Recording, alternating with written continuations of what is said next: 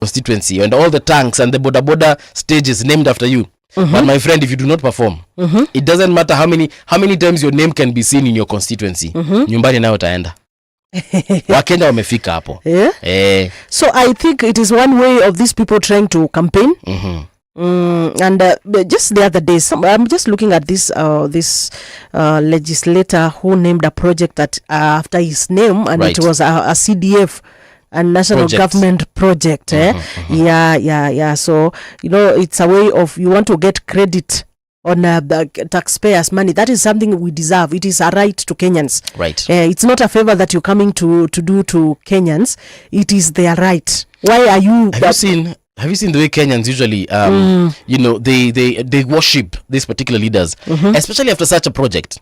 Umepatiwa chai, mumeletewa tank hapa kwenu sasa, mheshimiwa sasa anakuwa Mungu. Hata unasahau kuambia Mungu asante. Unaanza kusema Triciah, Wayua, thank you so much. Yani bila wewe yani sasa tungekuwa hapana. Give all glory and thanks to God. Yes. Watu wengine wakwenda huko. Yeah. It's actually, it's a duty they are doing. They are fulfilling their duty. Like we have given you that mandate to go and take care of our resources, to go and make sure that the resources that belongs to Kenyans, they work for Kenyans. You understand? Yes. So I think that is quite important. Now, Sifuna here, is telling Kenyans not to fear going to the streets. Again, another story by Tanya Wanjiko, which is on rgk.co.ke. This is what the story is all about. Now, ODM Secretary General Edwin Sifuna has urged Kenyans to turn out in large numbers and fearlessly commemorate the first anniversary of the June 25th, 2024 protests, which erupted over the finance bill and ended in a deadly police crackdown. So Sifuna, atakuwa kwa hiyo maandamano, I hope atakuwa. Asiseme tu. Tafadhali. Kama unaambia wa Kenya waende kwa barabara, please make sure kuna wao. And we also called upon the one of the opposition leaders, that is Kalonzo Musyoka, who was in the front line to call upon Kenyans to go out for the remembrance protest. Walk. Let me call it remembrance walk. Yes. Tutoe hata hiyo protest. People are not protesting. Yes. It is just commemoration. So it is important. We want to see those leaders. We want to see the Gachagua.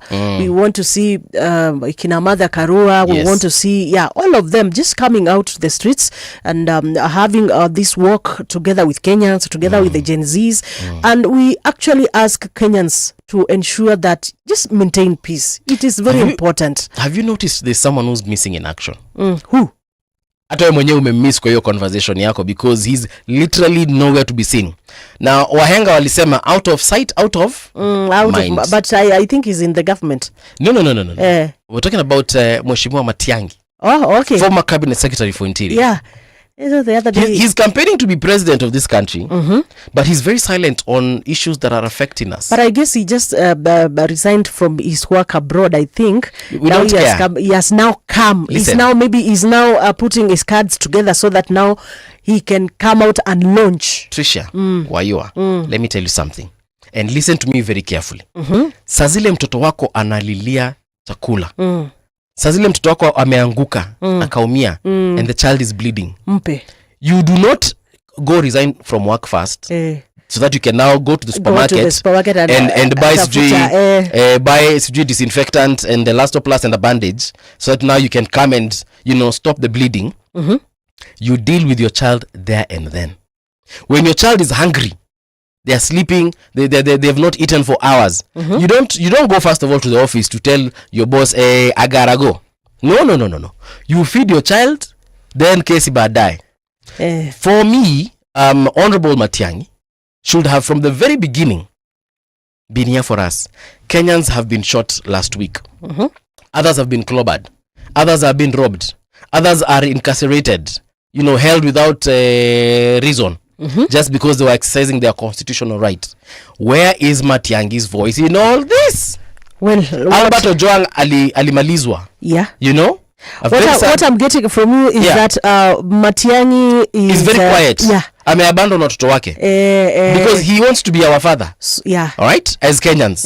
We want to hear him what he has for us in terms of when we are going through hell. Yes. What do you have for Kenyans? Anataka kutuita baba, anataka tumuite at one point. Pengine ameacha. Baba wa taifa. Pengine ameacha. Au kumwona over the weekend he came. Was it over the weekend or was it on Friday? He came and he was received at JKIA by a few Kenyans here and there. But if you want to be the president of this country, you cannot be. At least Maraga is doing something. Maraga is speaking from where he stands. We are seeing Kalonzo Gachagua, speaking from where they stand. Martha Karua pia yeye hata kama anaongea polepole but anaongea. Sasa Matiang'i tutamkumbusha hii siku. Akianza campaigns, akianza kutembea, akikuja Dagoretti, akikuja Mlolongo, akienda Kitui, akienda Kisii, akienda Siaya, mahali kokote kule atenda Turkana. We will remind him that time when Gen Zs were being shot, I say ulikuwa wapi? Kwanza kesho wanafaa kutokezea. Maraga kesho please, CJ tukuone kesho. Na wale wengine wote ambao wana champion for Kenyans and they insist that they are here for us, and especially the ones who are seeking office. Yes. So please let's not just talk, but we need to do action. Tuongee kusema na kutenda, ama ni kutenda na kusema?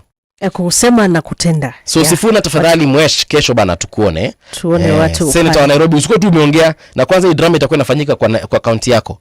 So we better see you.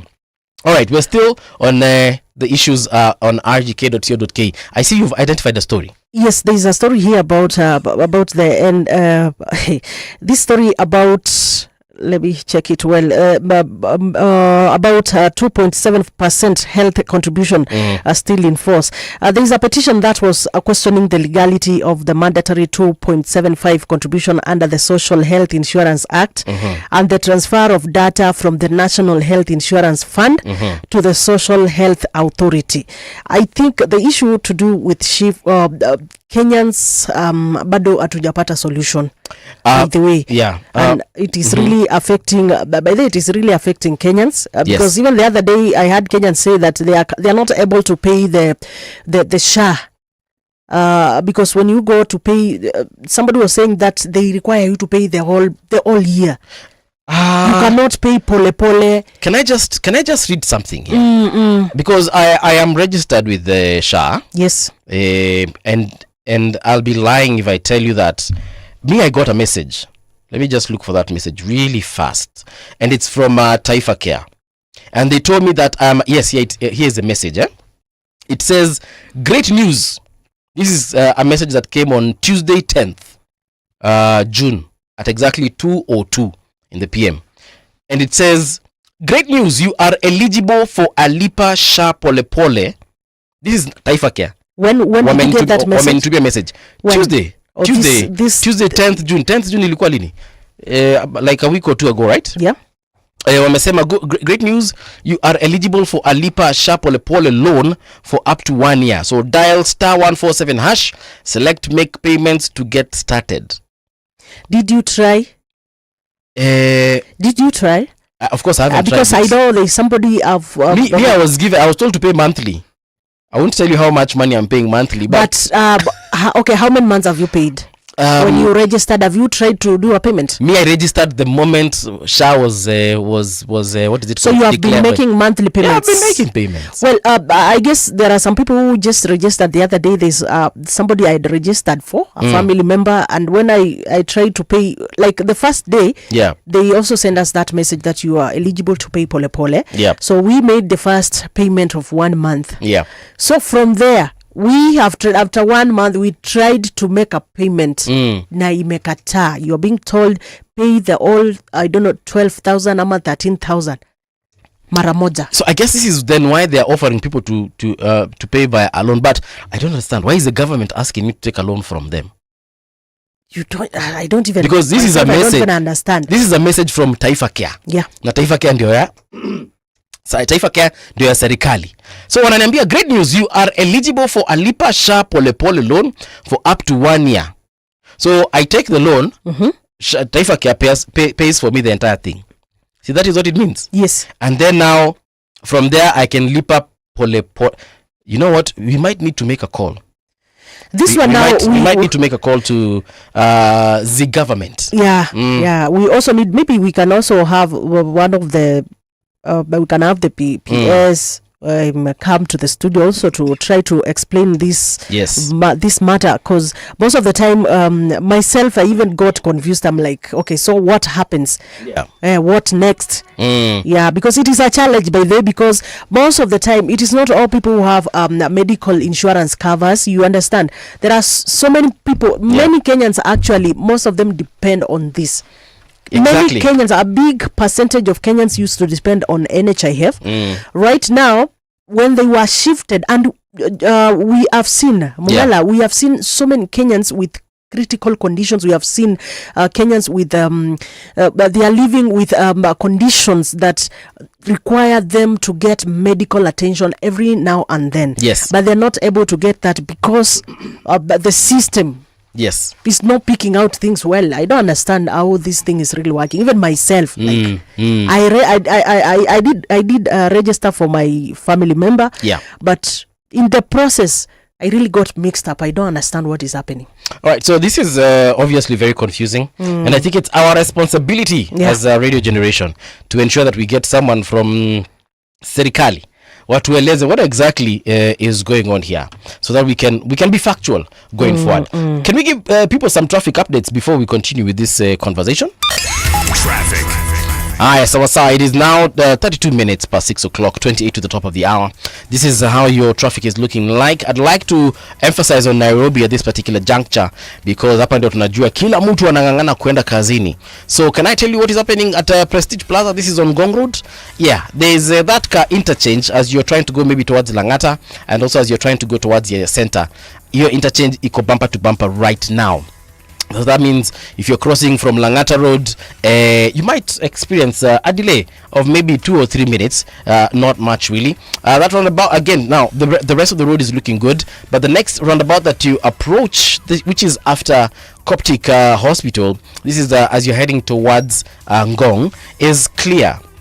But on the opposite direction of the road, do we say outbound or is it inbound? That one is a bumper to bumper, but that is just at the roundabout. But the rest of the road is clear. Let's go to Langata Road. Really nothing to report here. There is no traffic at all. So you're coming down from Ongata Rongai, you're heading towards the CBD. You should be clear to approach from any direction, and you will be okay. Last but not least, if you are where is this? Mombasa Road. If you're coming from Kitengela, things are looking good for you. You can drive safely. You can drive bila kunini kutekenenyekwa na figo all the way to the CBD, and you shall be clear across all the roads. Well, Thika Road, things are quite okay up to the area around Survey, Toka Survey all the way to Pangani, through Ngara to town. Things are not that much bad, it's a bit early. On our way from the sides of what do you call these sides of I'm forgetting the name. Through Isili. Yes, Dandora, through Isili. Things are quite okay, except at the roundabouts. That is where we are seeing a bit of a snarl up. All the way from Jogoro, Donholm area, all the way through Nyayo, City Stadium here. I'm also seeing things are quite okay, except as you get through Mudurwa, that is to town. That is where we are having a lot of traffic, but things are moving. To Mombasa, lights Kengeleni, kwa sasa things are not that bad. It's still early, so we are expecting that around 7, that is when we will be getting a bit of a snarl up. So kindly, if you want to leave your house right now, I think this is the best time. Just leave. Just leave right now. At least you try to beat the traffic that is about to happen. That is around the 7ish hour. All right, so any incidences on the roads that you think we need to know, please find us on our socials, Radio Gen KE, across all of them. Right now, though, the conversation continues. Traffic on Radio Generation. Right, so we were just going through our we're going through our website, that is rgk.co.ke. Yes. And we were just talking about the health situation in the country, and the fact that a lot of Kenyans are confused, very disappointed over this whole SHA issue. And I was just telling you that personally, I haven't experienced any problems. I'd be lying if I said I did. Yeah, but you know what? We need to invite someone here to talk about it. Personally, you have not. Personally, I have. Okay. So what was your issue? I have explained my issue. Yeah. What Happened? happened? Malipo too? Yeah, you're not able to pay like monthly. You have to pay the entire year. Yes. Okay. Yeah, and I think it is a challenge for many Kenyans who are like their income is not that much. Like you want to make a whole year payment.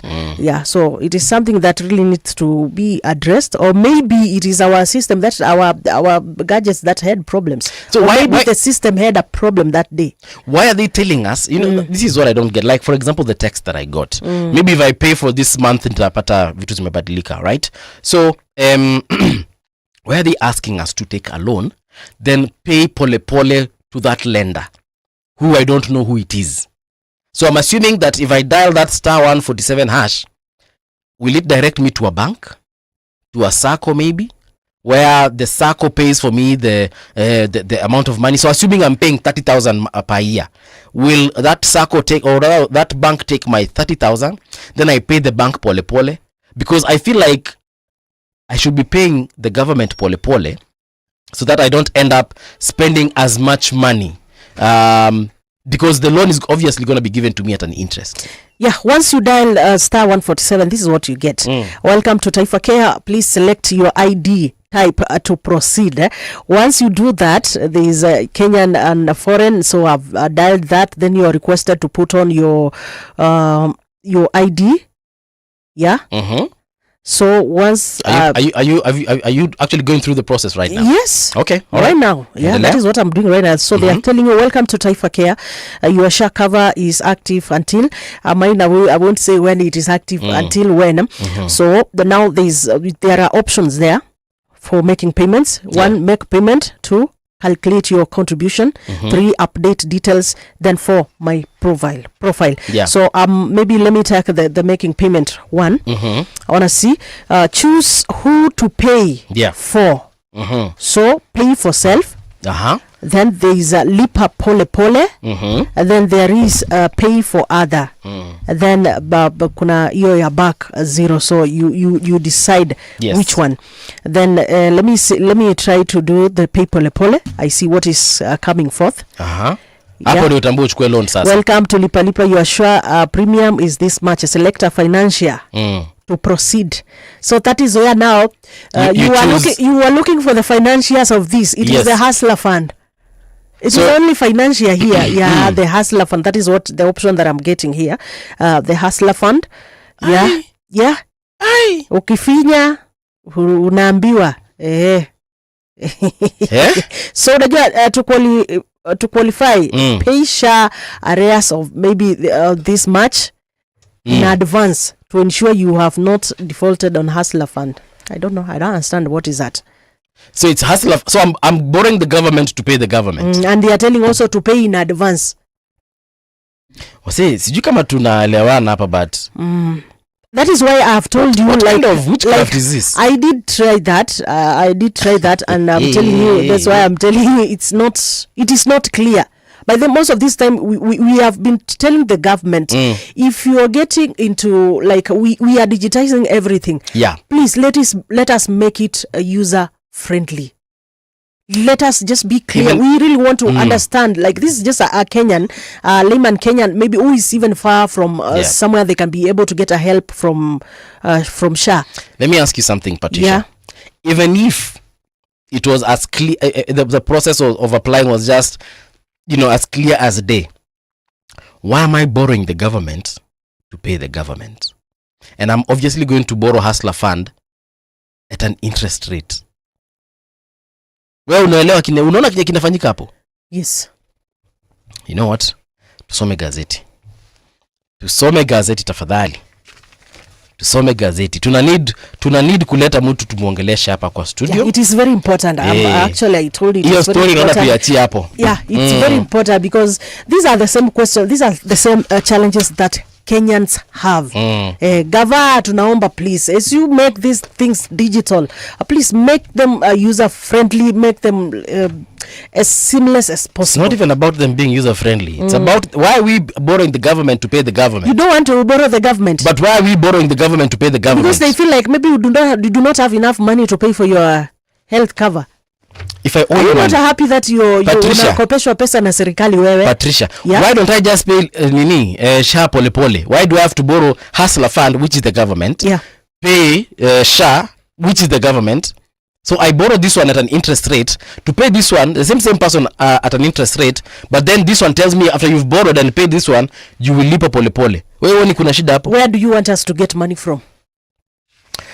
On the Daily Nation, the very front page, mpaka hata nimeweza kumeza mate sasa kuuma ulimi. The warmongers. Now this story is on page 2, 3, 4, 5 and 6. Some of President William Ruto's allies have sent a chilling warning to Gen Z's civil society activists and opposition politicians planning to take part in a countrywide protest tomorrow to mark the first anniversary of the June 25th, 2024 historic invasion of Parliament. Now, that they may not return to their homes. That is what they've been told. These regrettable statements, apart from stoking public anger, depict state officials who are insensitive to the plight of Kenyans who lost their lives, their loved ones, in the deadly demos against punitive taxes and government excesses, and risk plunging the country into anarchy. All right. So this story, like we've said, is on page 2, 3, 4, and 5, 4, 5, and 6 of the Daily Nation. And as you can see there, there's a picture of David Ndii, and this is what they've quoted him. Wewe tokea and say your goodbyes before you leave home, just in case you catch a stray. Wow. This is David Ndii, Wow. one of the advisors to President Ruto. Yeah. Haya, William Kamket, who is MP for Tiati, amesema, I hear there are people planning to cause violence like last time. They cried of the mayhem caused by the goons brought last week. Let them try next week. Now this is tomorrow. And we will know where the Pokot, we will know there are Pokot youth. He has even mentioned a specific community. What? Last but not least, Sylvanus Osoro, who is the majority party whip. Last week you incited the youth, and we are aware there are plans to do the same in the name of June 25th anniversary. We are telling you that this time it will not be business as usual. Now, this is what now the Standard also says, or the same. And the title there is Exposed.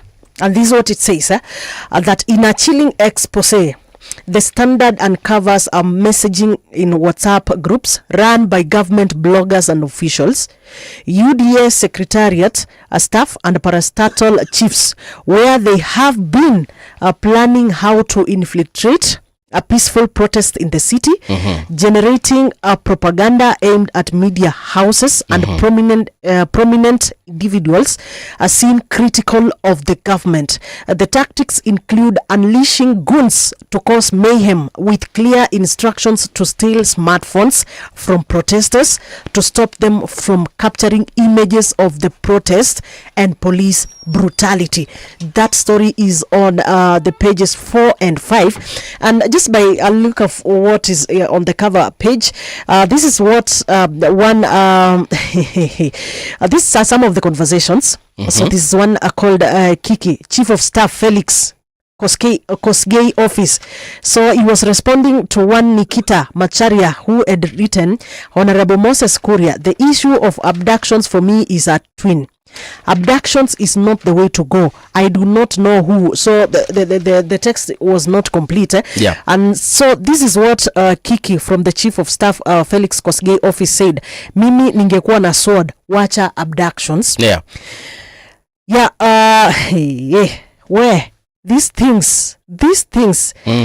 And again she says, and as long as the snake is still alive, never drop the stick. So he quoted an Ogiek proverb there. Yeah. One Dennis guy said, let them guard their stations themselves. Police are busy extinguishing the fires they've started. Wow, he was responding to one Omondi who had said Editors Guild demands a deployment of police to ensure media houses are following anonymous social stories, I think, because the text is not complete. So somebody responded and said, let them guard their stations themselves. Yeah, police are busy extinguishing the fires they've started. All right, so obviously as you read these stories, wale wajanja watajua. Now me, I want to sound like I am against anyone or, you know, inciting anyone. But why would, rather not inciting, but, you know, why would anyone in their correct mind say something of this particular nature? I'll just read the David Ndii story again. Wewe tokea and say your goodbyes before you leave home, just in case you catch a stray. You remember last week nilikuwa nasema tuongee na gava, tuongee na makarao? Yeah. Tuongee na you know, the Nairobi leadership, obviously led by Governor Johnson Sakaja. We speak with IG Kanja and his team, and they just tell us, yo, so this is the deal, Yeah. So, we are protecting you on this day. Kindly adhere to the following rules. Na watu ambie tu vizuri. Na si ati hatujui. Yeah? Si ati wa Kenya ni mafala, si ati hawajui. But watueleze tu tena.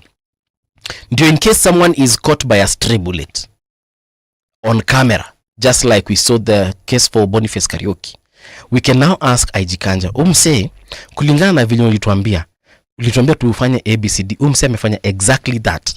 Why has he been shot? Or she has been shot?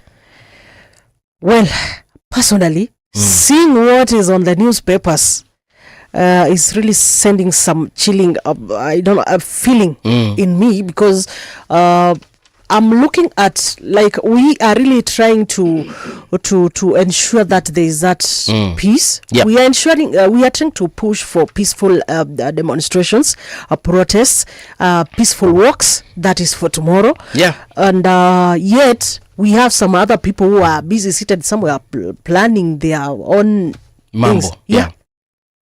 And we said, by the way, one thing that I have really called upon, we have told Kenyans, do not provoke a police. Police do not provoke protesters. Period. Because if there's no provocation, I'm telling you, some of these things will not happen. If maybe you are protesters, and maybe goons wameingia pale katikati yenu, they are coming with stones. Yeah. They start on the streets, they start breaking people's shops and so forth. You don't expect that police will not react. True. They will react. Yeah. And if you police, you are carrying bunduki, you shoot at people, do not expect that people are not going to react. Yes. It is very important. Let us just know our limits. If it is a peaceful demonstration that mulienda mkaripoti mkasema kwamba we are doing this work, it is a peaceful one, please let everybody work towards that peace. Everybody, every party. So if it is the police pia mmesema mnaenda ku provide security, please let it just strive to ensure that it is security that you are providing. It is security that you are providing. Do not allow your emotions to be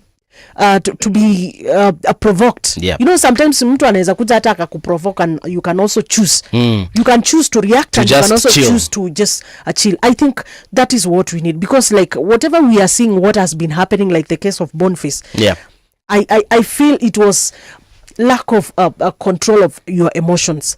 We're going to be having a guest at exactly 7 o'clock, and I hope you're going to be here, dear listener, so that we can talk about the will of the people. In case you're wondering who this guest is, kindly check out our social media pages. His photo is plastered all over those pages. We're going to be having that conversation about, about just the will of the people and what that means in 2025 as far as Kenya is concerned. Because I kind of feel like it's now just a statement, yeah? So this particular individual is a governance expert, and yeah, we need to get this conversation rolling. So I don't want to dwell on that so much, because we'll exhaust it in the next 2 hours. Yeah, we will continue with the newspapers, by the way, and a lot is still on the newspapers, except those two stories that have really chilled. Yeah. So there are other stories, like on the Star newspaper. I'm seeing the 2027 race scramble for Waipa's Kalonzo in the game of numbers. That is on the page 6, vote count. Page 6, Kalonzo Musyoka. Wasema kura za Kalonzo Musyoka. Yes. Zinahitajika sana to make a difference. Kura ya Kalonzo Musyoka ni moja.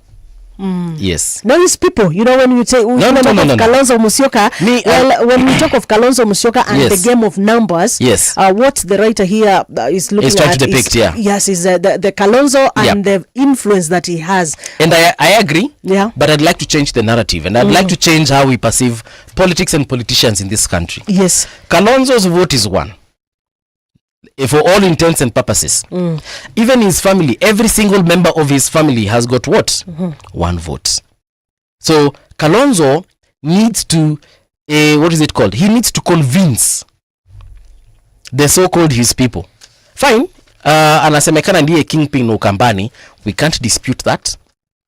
But Kalonzo needs to also convince the same people he's king over that they're heading in the right direction, or whichever direction that he wants to take them. And the reason I'm saying this is because we now need to, first of all, mature from the Mutu Wetu syndrome. We need to mature from zile za just because Matiangi amesema or Kalonzo amesema or because, you know, Maraga amesema, so now, you know, we just want to follow blindly. Yes. We need to hold every single leader to account, even the kingpins. Unaona ama kingpin?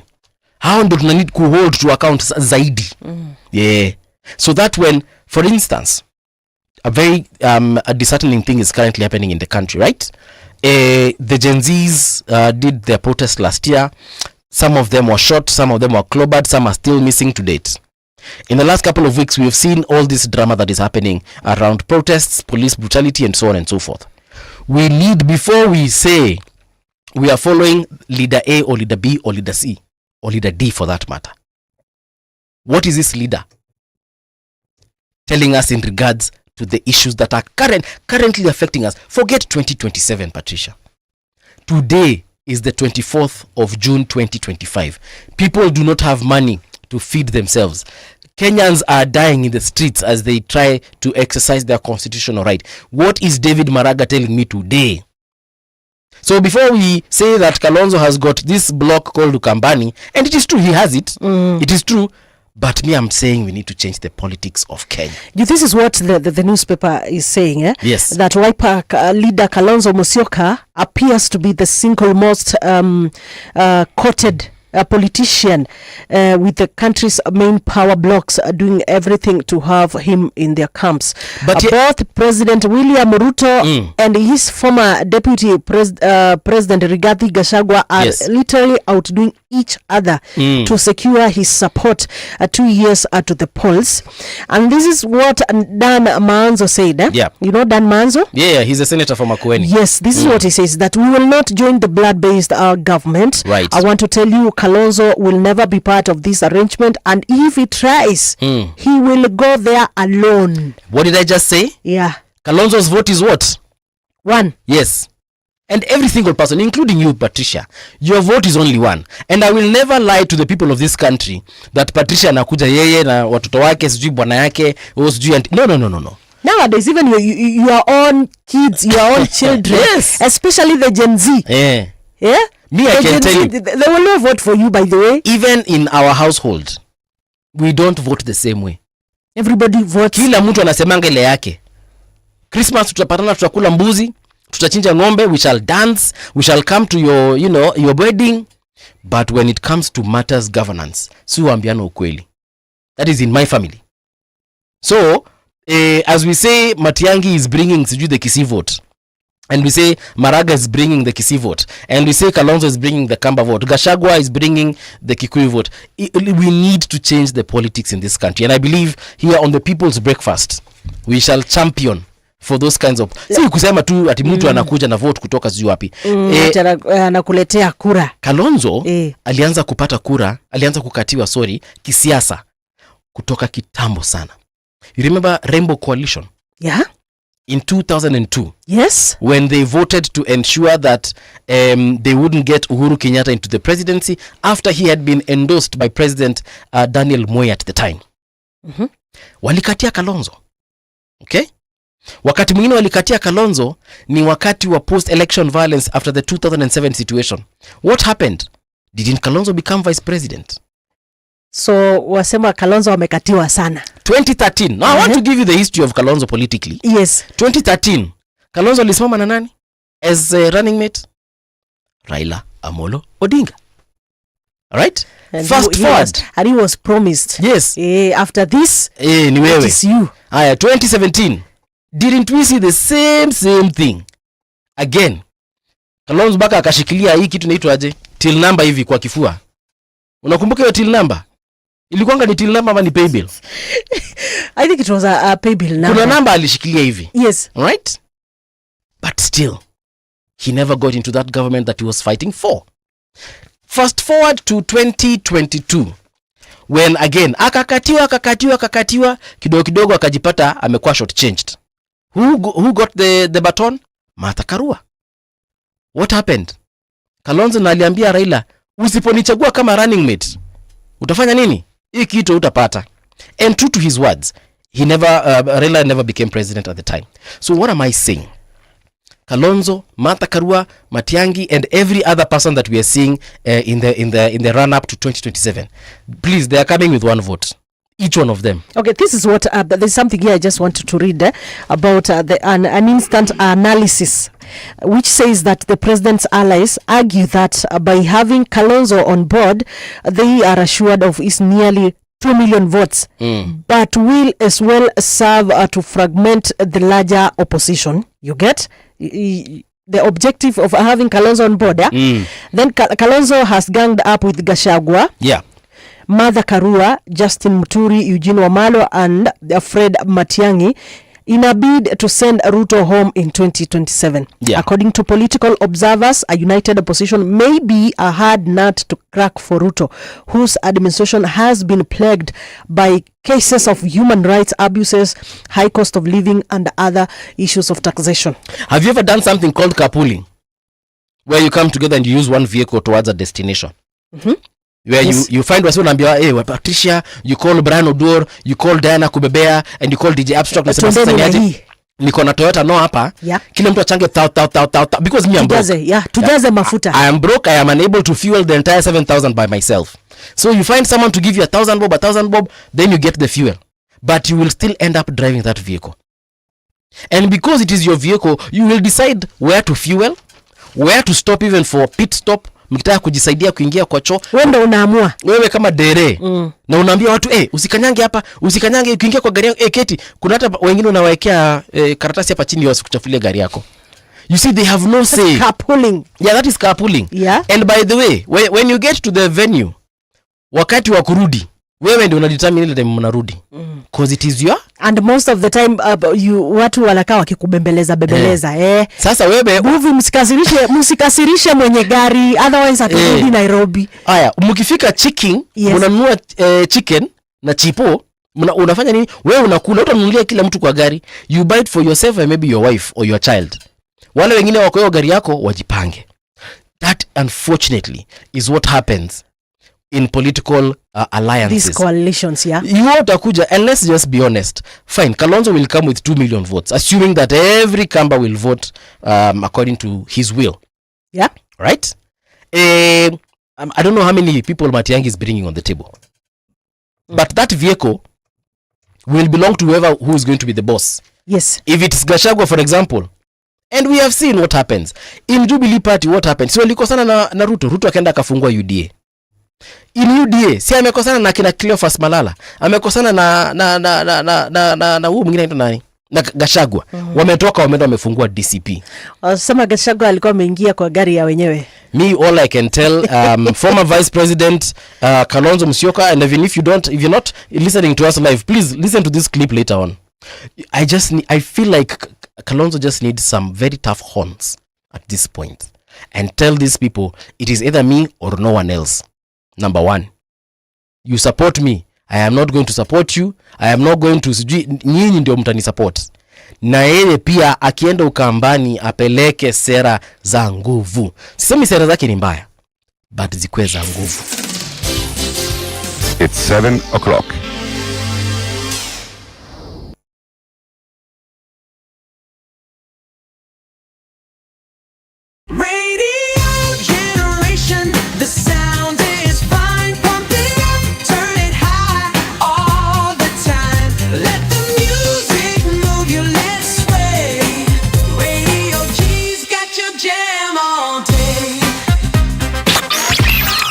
Radio Generation, the home of urban soul. It's 7 o'clock.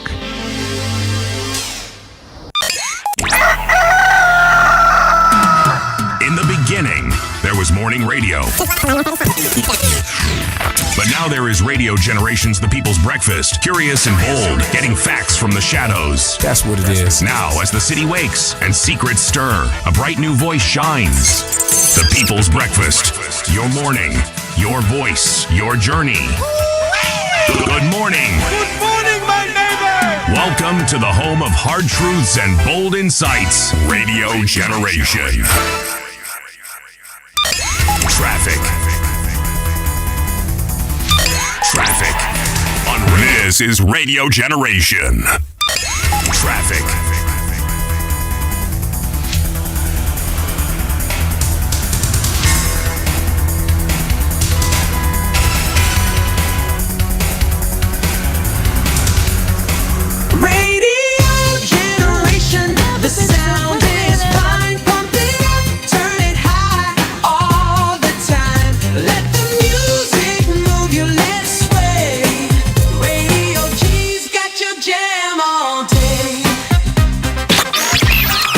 Radio Generation, the home.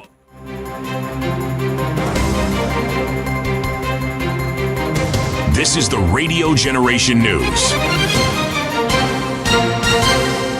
Good morning, I'm Winnie Maganga. The government has confirmed that the 2.75% statutory health insurance contribution remains in effect, following a High Court ruling that dismissed a petition challenging the ongoing reforms in the health sector. In a statement on Monday, the Ministry of Health said it acknowledges Justice Muita's decision delivered on June 13, 2025. The petition questioned the legality of the mandatory 2.75% contribution under the Social Health Insurance Act and the transfer of data from the National Health Insurance Fund, NHIF, to the Social Health Authority, SHA. However, the court declined to issue any orders, noting that the main issues are already before the Court of Appeal. Interior Principal Secretary Raymond Omolo has called on Kenyans to register for the Social Health Authority, SHA, to access affordable and inclusive medical services. Speaking at Kendu Bay Adventist Hospital in Karachuonyo, Omolo said that the SHA has already helped many vulnerable families receive care at minimal cost, replacing NHIF, which he said largely benefited the formerly employed. Omolo emphasized that initial doubts about the program have faded and urged those yet to enroll to take advantage of the opportunity. Because health is the foundation of everything. If you are not healthy, you will not be seated here. So I look at the status of registration across the country. Homa Bay is ranked number 13, which is commendable. But at 44%, we can do better. And I'm happy that the Deputy Governor is here. Let's find a way to seamlessly work together with all our political leaders, the area MPs here, the member of county, the county representative, and the members of the county assemblies who are here. We have a responsibility to increase the numbers. A 22-year-old hawker who was shot in the head by anti-riot police officer during recent protest in Nairobi last week remains in critical condition in hospital. The family of Boniface Mwangi says the vendor is now dependent on life support. Speaking to the media on Monday following a briefing with Mwangi's attending doctor, family spokesperson Emily Wanjira stated that Boniface's condition remains dire.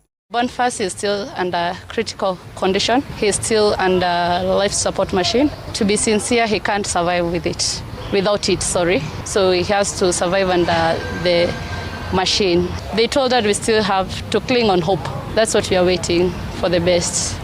Yeah, we are still praying and hoping. But our dear cousin, brother, and son can't still talk. The family revealed that Mwangi's medical bill has risen to 2.3 million Kenya shillings. Kenya has made notable progress in reducing female genital mutilation, FGM, but rising cases of child pregnancy remains a growing concern, according to the Anti-FGM Board. Board chairperson Ipato Surum noted that FGM rates among women aged between 15 to 49 dropped from 21% in 2014 to 15% in 2022. However, she raised alarm over the country's child pregnancy rate, which currently stands at 24%. Citing the 2022 Kenya Demographic and Health Survey, Surum emphasized that the national decline in FGM conceals stark regional differences. Iran launched a missile attack Monday on U.S. military base in Qatar. Iran launched a missile attack Monday on a U.S. military base in Qatar, retaliating for the American bombing of its nuclear sites. The announcement was made on state television as martial music played.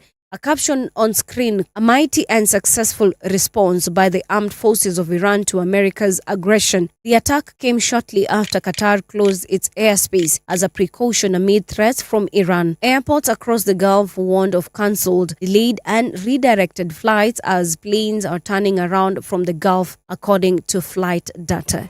That's the truth on Radio Generation. Good morning. I'm Winnie Maganga.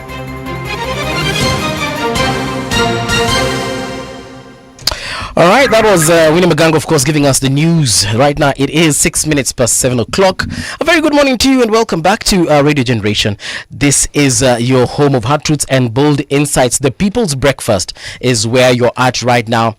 My name is Mbuvi. My name is Triciah Wayua. And of course, if you want to listen to us all the way from Mombasa 90.7, here in Nairobi, it is on 88.8. Yani, we say 888. Yes. Yeah, 88.8. You will find yourself listening to the People's Breakfast all the way to Lamu 92.6, Garissa 89.5, and right. Of course you can follow us on Instagram, you can follow us on X platform, you can follow us on YouTube, you can follow us on TikTok at Radio Gen KE. Right. If you want to follow us on Facebook, it is Radio Generation Kenya. If you want also to participate or to contribute through our WhatsApp channel, it is at Radio Generation. Just go search for Radio Generation on the channels.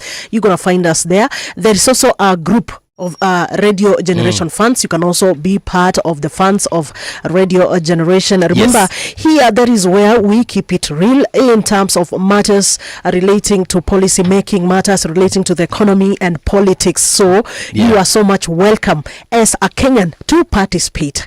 Right, so there's a story here. Like we said, this particular hour shall be having our guest, who's just about to join us. But as he does that, there's a story that has just broken about 7 minutes ago. So, and it's about an activist. So, Active Kinyagia missing after alleged DCI raid at his home.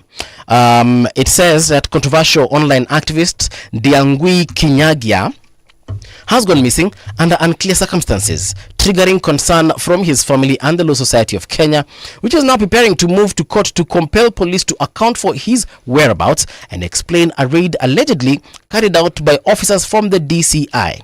According to lawyer Wahome Thuku, Kanyagia, who's 31 years old, was last heard from on the morning of Saturday, June 21st. His phone later went off and has remained unreachable, with family and friends unable to trace him. Yani bado tunaongea alafu kuna vitu zingine zinafanyika. Wow. Yeah? Wow. We say one thing, then something else is happening. Yeah.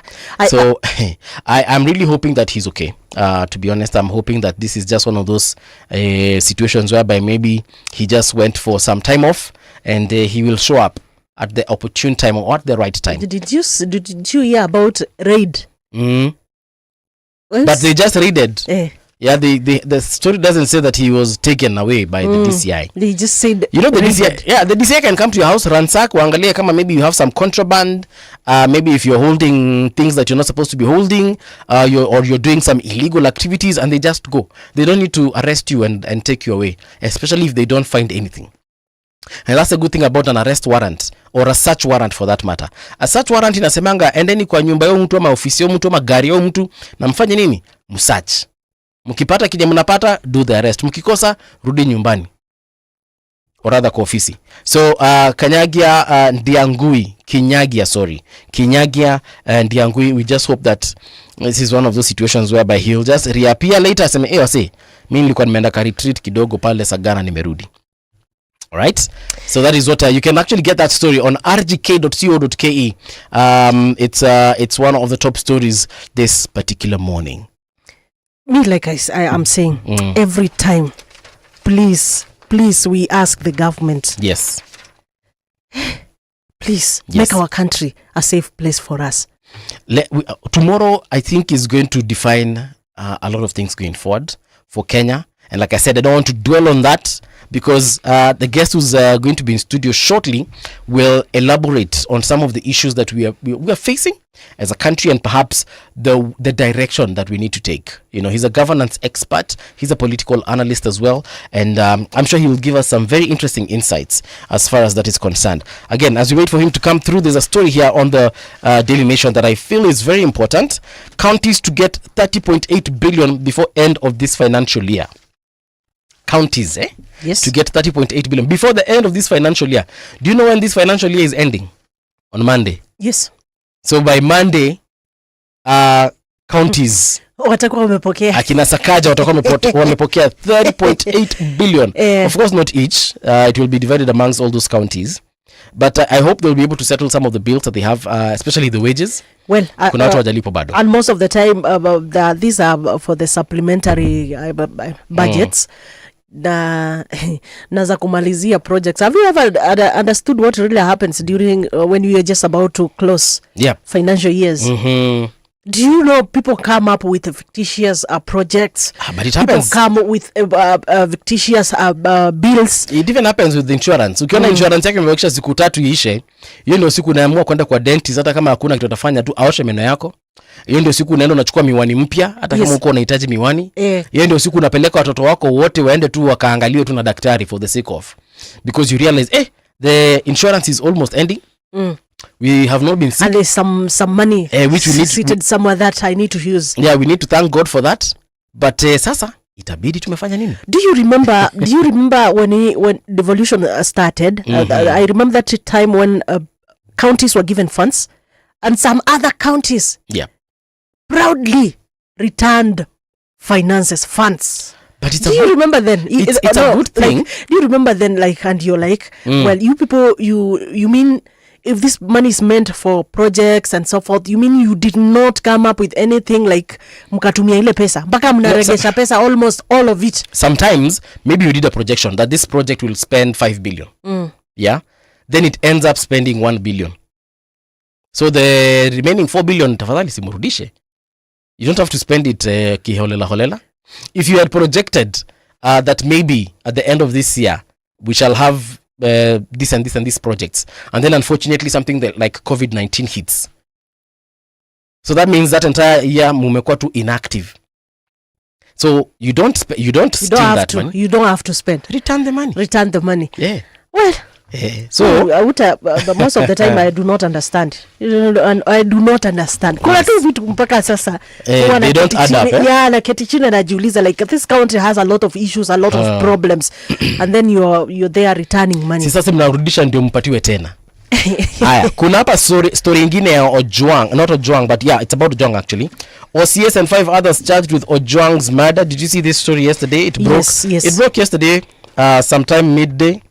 And OCS Talam and a couple of others obviously been charged with the death of Ojwang. So that story is on page 6 of the Daily Nation. There's also a story here about the debts that we have as a country, and this is what it says. from the controller of I think the controller of budget Margaret Nyakango, drowning in debt, Treasury robbing Peter to pay Paul. Yeah. They wametumia hapo analogy ya Peter to pay Paul. Na ndio story ya Chief na Sha na Hasala. Yeah, that is something that you had a problem, and this is what it says, that the country's deepening public debt crisis is straining national revenues and stalling critical development projects. A report by the budget controller has said. The latest national government expenditure reports shows the state spent 13 times more on debt servicing than on development in the past 3 months. Yes. This revelation comes as the borrowing continues unabated despite growing pressure on taxpayers. The report by Controller of Budget Margaret indicates the government borrowed an average of 4.78 billion per day between January and 31st. This year, unasikia 4.78 billion per day. It's very we have been borrowing. The borrowing underscores the severe cash flow challenges facing President William Ruto's Kenya Kwanza administration. During the 3-month period, debt servicing cost hit 534 billion compared to the 41.01 billion spent on development. Imagine. Unajua this cost of servicing a debt, si pesa yenye like you'll say there's something imefanya.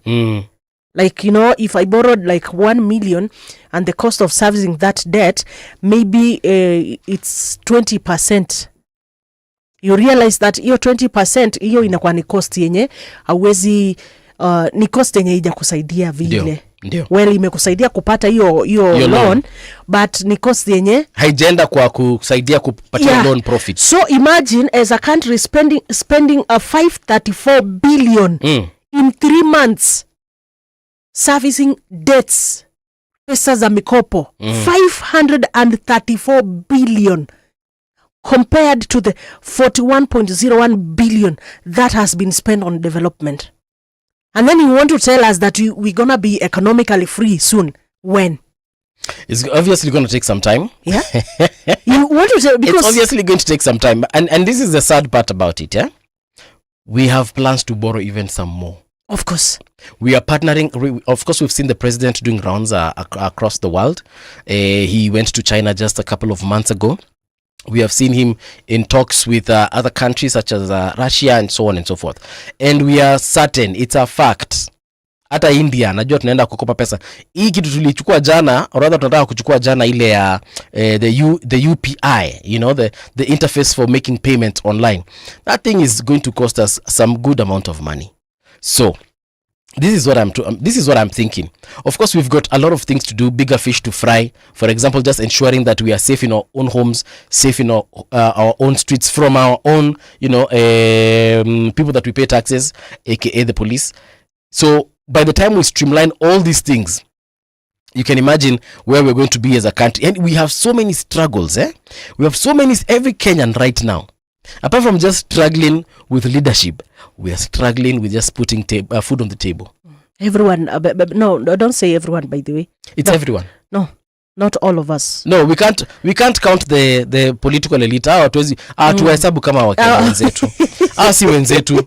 Yeah, so okay, well, if you say that, you distinguish that, then it makes sense, because I really wanted to tell you that, my friend, you as you are suffering here, wewe unatafuta, you want at least in a day utumia hata 500 shillings. Kuna mtu hiyo 500, hiyo 5000, I mean hiyo 500 ni maji ya kukunywa, ni kikombe ya chai peke yake amekunywa mahali. Sijui kama umeingia one of these high end hotels and you just ask for a soda. Unajua kale ka soda ka 300 ml? Yes. My friend, that the amount of money you pay for that 300 ml is an entire crate in the village. Yeah, basically there's an hotel, by the way, nilienda nikaitishwa, was it 600? Hiyo kasoda kadogo 600. Yes. Me, I told them acheni niende kwangu. Kunyonga maji before uende kwa wacha tu hotel. ni kunywa tu by the way.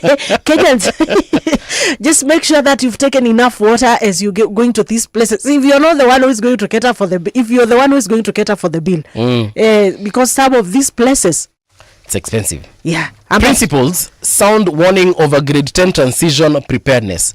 I don't know if people listening they are aware of this situation, but there's a story on page 7 of the Daily Nation, and it's by Winnie Otieno, and it says that principals of secondary schools have raised concerns about the level of preparedness before the 1.2 million learners currently in grade 9 transition to senior school in January of 2026. The principals who are meeting for their annual Kenya Secondary School Heads Association conference in Mombasa want the government to address retooling of teachers in career pathways, sustainable financing of schools, congestion and learners' healthcare insurance under the Social Health Authority, which is SHA. And they also want to be guided on how national schools, which take borders, will accommodate day scholars. We had this similar problem when learners were transitioning from grade 6 to grade 7. Yes. Then now we have the same problem.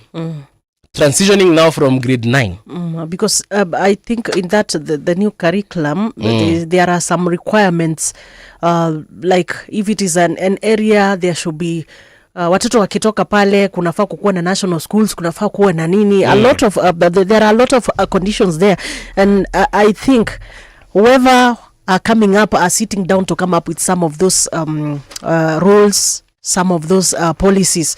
They ought to think about the setup of Kenyans. Yeah. We know, not unless we umesoma majuu. If you have been here in our country, yes, hata kama umesoma shule nzuri, there are some other times you have friends, you have neighbors, you have seen what has really been happening. I think because our leaders in the education system, they understand, they know the challenges that we have as a country. So sometimes when they are sitting down and coming up with rules and coming up with regulations, they should consider, they know Kenyans. Well, I just hope that these principals didn't wait until the last minute to bring up this, to raise this alarm. I hope it is something that they've been raising so that they make it easier for the government to attend to it. But like I said, these are teething problems. You know, bringing in a new curriculum is not easy. For sure. Yeah. For sure. It's not something, a whole system, education system. Bringing in a whole education system is not usually so easy. We've been teething for a very long time. Well, teething, you know, sometimes some of these things you experience them better. I mean, you understand them better once you experience them, once you are there. Like what we had talked of, experience and reflection. Yes. So it's not until you're there you get to understand. You know, we have never had another grade 9, right? We have never had another transition from grade 9 to grade 10. This is the first time that we are doing that. Right. So you expect that most of the time we'll have challenges. Yes. That once tumejaribu this one, next we will be a bit wiser. Right. You get, yeah. Let's hope that obviously things will change going forward as far as this, and maybe we can take lessons from the previous situation that we faced when we were transitioning grade 6 students onto grade 7, and we just it can be a blueprint. We don't need to struggle with it for a very long time. I mean, why should we?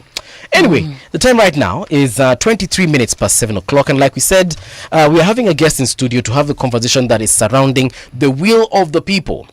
Yeah, and the will of the people shall not be subverted, and many other things that we've been seeing. Yeah, we've been seeing all of us about. Yeah. Yes. So today we have Joachim Simiyu, who is a governance advisory and policy analysis expert. A very good morning to you, Mr. Simiyu. How have you been? Welcome to Radio Generation. We are the home of hard truths and bold insights, and we like having conversations in this country that will help Kenyans, of course, to just have an easy time dealing with their governments, dealing with their leaders, and of course making sure that their voice is heard every step of the way. So again, just allow me to introduce Mr. Joachim. Joachim, a very good morning to you. Good morning. Nice to have you here. Thank you. Yeah, I hope you had an easy time coming to our station. We're brand new. We've been here for 2 weeks now. Okay. And we're just hoping that we're going to be a voice that is going to help Kenyans, just go through these muddy waters that are Kenya. Yeah. It's worth it, actually. Is it now? Yes. Maybe if we can just dive right into the conversation. When we say the will of the people, Yes. surely, what are we talking about? We are talking about things that the people feel are important to them. The will of the people is around what they think is best for them and for the country. So where we are right now, the people feel like the things they feel should be addressed are not being addressed. Yes. And therefore, there is this push and pull back and forth between the people and their government. So right now, in your opinion, do you feel like the will of the people, first of all, the people are exercising their will? And number two, is there any impact in exercising that particular will? I think the will of the people here and the will of government are two different things. These are two entities that are pulling to different directions. And I feel like despite the push by the people, there's not much impact that is happening. That's why we have had this tension from last year. Yes. And it's still here with us, because the issues that people are raising, they are not being taken care of. Actually, you see the comments from government officials, people who should be taking care of the will of the people, because that's what they were elected to do. They are coming and arrogantly saying how they managed to subvert the will of the people. Right. For example, the member of parliament from Kikuyu, the leader of majority in the parliament, the other day made a tweet and said 93%, is it 97% of the proposals in the 2024-2025 finance bill that was rejected were later passed chini ya maji. Yeah. And that is basically saying that despite the efforts the people are putting in to make sure that things that are comfortable to them are addressed, they are not being addressed. Yeah. Tricia and I actually was just talking about that, I think yesterday or the day before. And one of the things that came out is the fact that even the Kenyans rejected the finance bill of last year in its totality. Yes. They didn't want a single one of the clauses Even or whatever. A comma was not supposed to Exactly. But only for Kenyans to realize that some of those particular bills or laws were being passed one by one. And you're clearly saying that that is the will of the people being taken away from them. Yes. Or am I understanding it differently? Yes. I want to take you back a little bit to elections. Yeah. We've had a couple of elections since independence. And I just want us to go back to the election of 2002, when the Rainbow Coalition took over the reins of power from former President Moi. Do you feel like at that point, Kenya was at the height of its democracy, and perhaps even the will of the people at a particular point was exercised very well?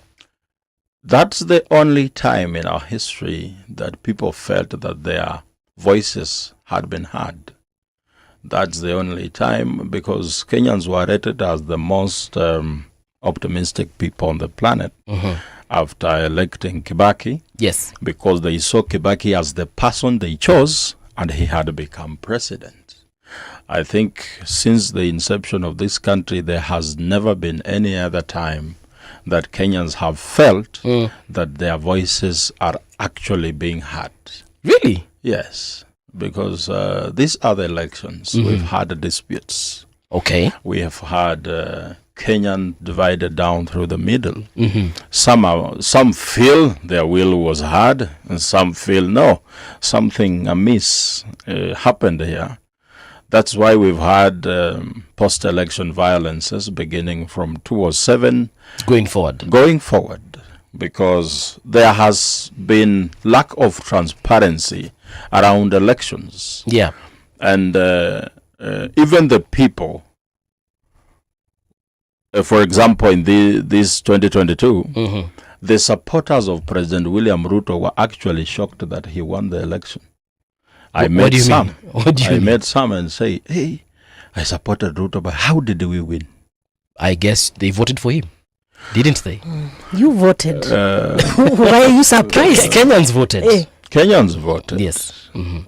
But you could even see the mood after President Ruto was announced as the winner. Okay. I think someone who has been overwhelmingly voted for, there is that mood around the country when you are announced as the winner.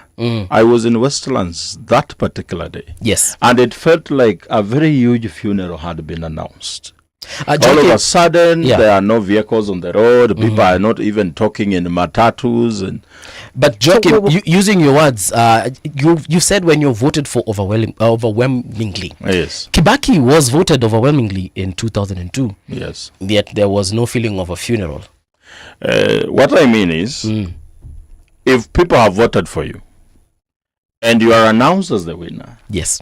there's that excitement. They should. Well, but maybe I can challenge a bit. Yes. Because I think the numbers, you see the numbers between the president and the second, there was not Yeah. that The big, margin is, that big margin maybe.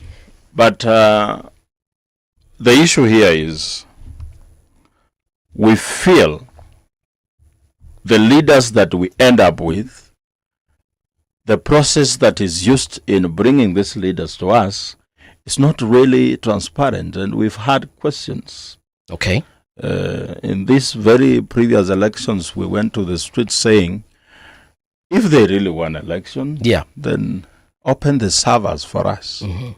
The fact that the servers were never opened and they will never be opened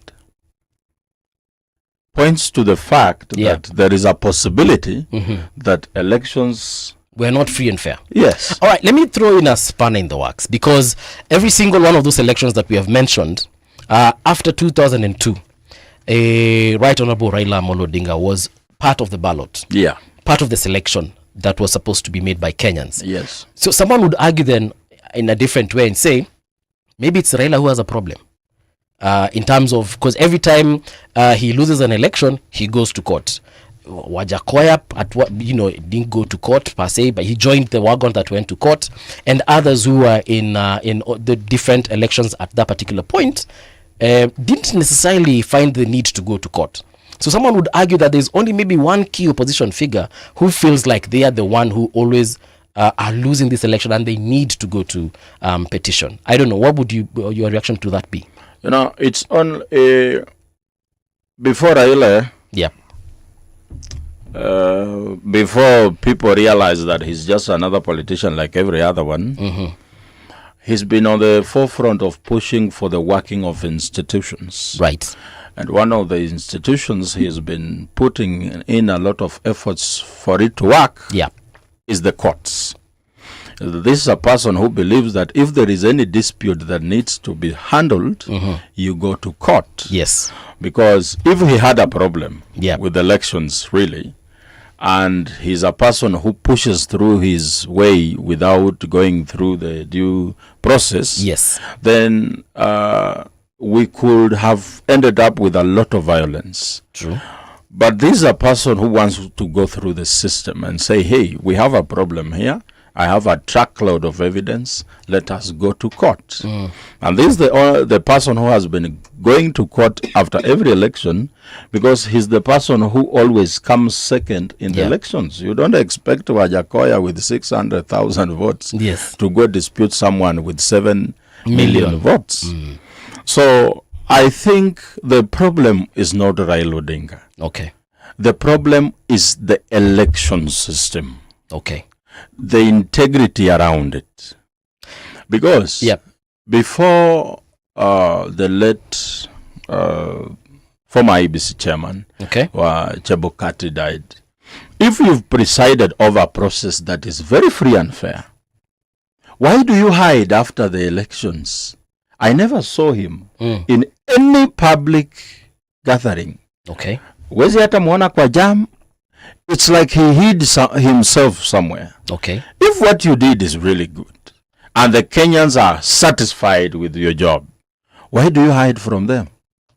The fact that these people hide tells you that there is something they did that they were not supposed to do. We've seen leaders who have nothing to hide. You can meet Senator Sifuna in town walking around. Yes. Nobody has a problem with him. Okay. You will meet Senator Okiya Mutata. Nobody has a problem. You will meet former governor of Makueni, Kivuda Kibwana. He's walking freely in town because these are the people who, when you look at what they are doing, they are actually working for the people. All right. But hiding that you are in a tinted vehicle, hata ukikaa kwa jam 1 hour huwezi teremsha kio. Okay. Because unajua, when Kenyans see you, they see an enemy. They see someone who has been subverting their will. Okay.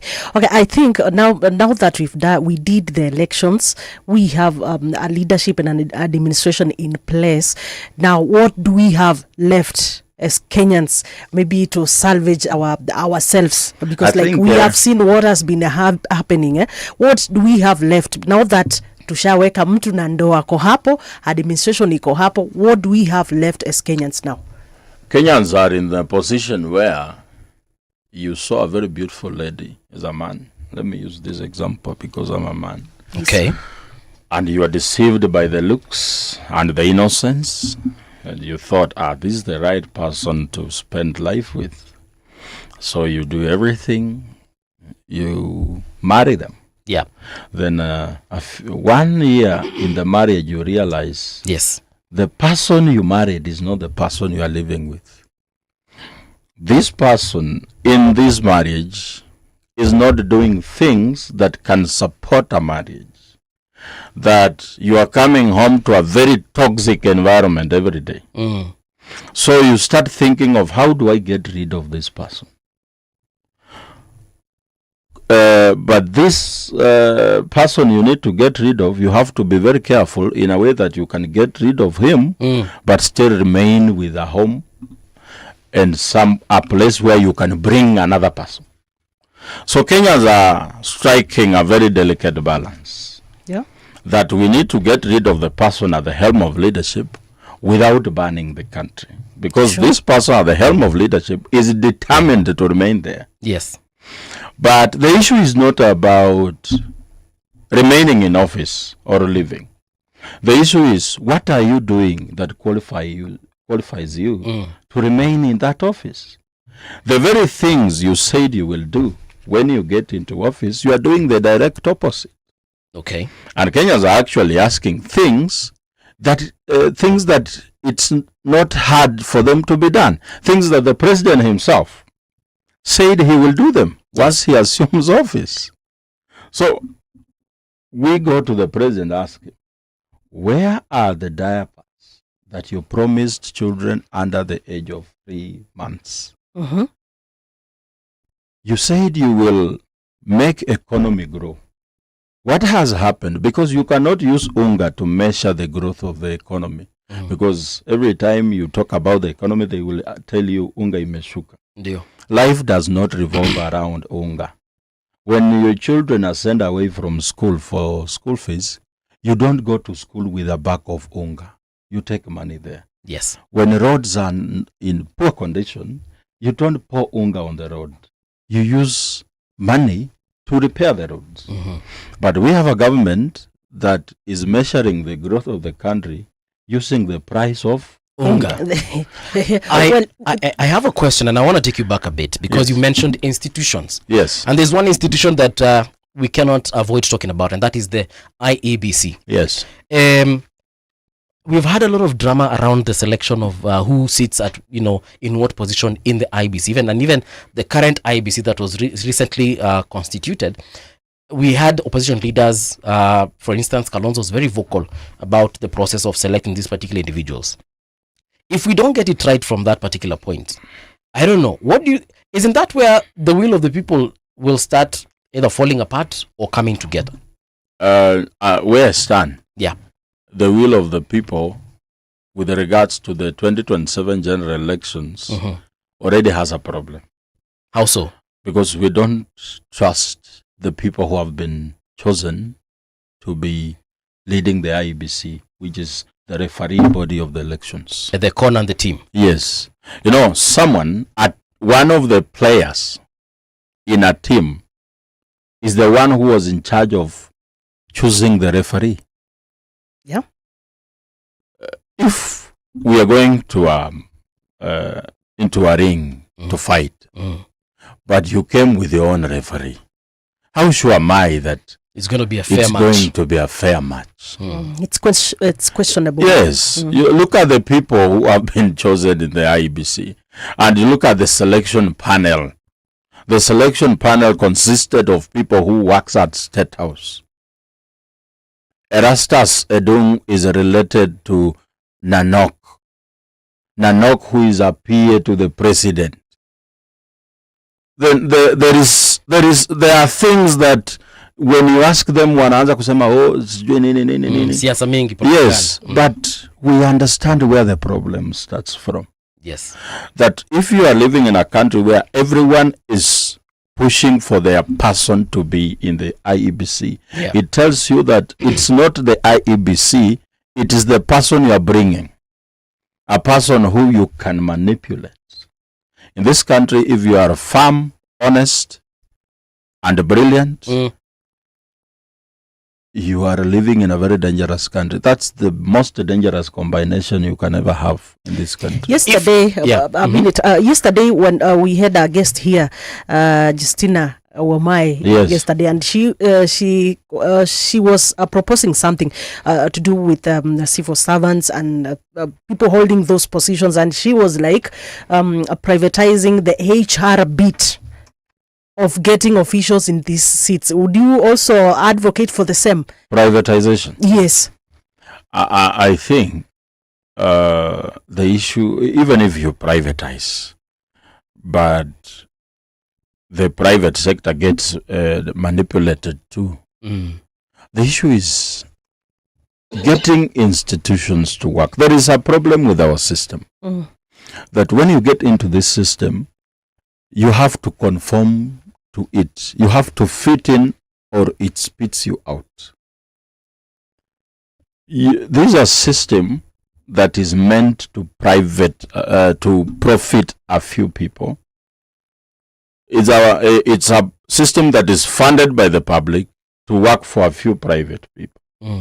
I think one of the things we should do is try as much as we can to make sure that we have working systems. Yeah. That when I mention the IEBC, people can actually believe in it.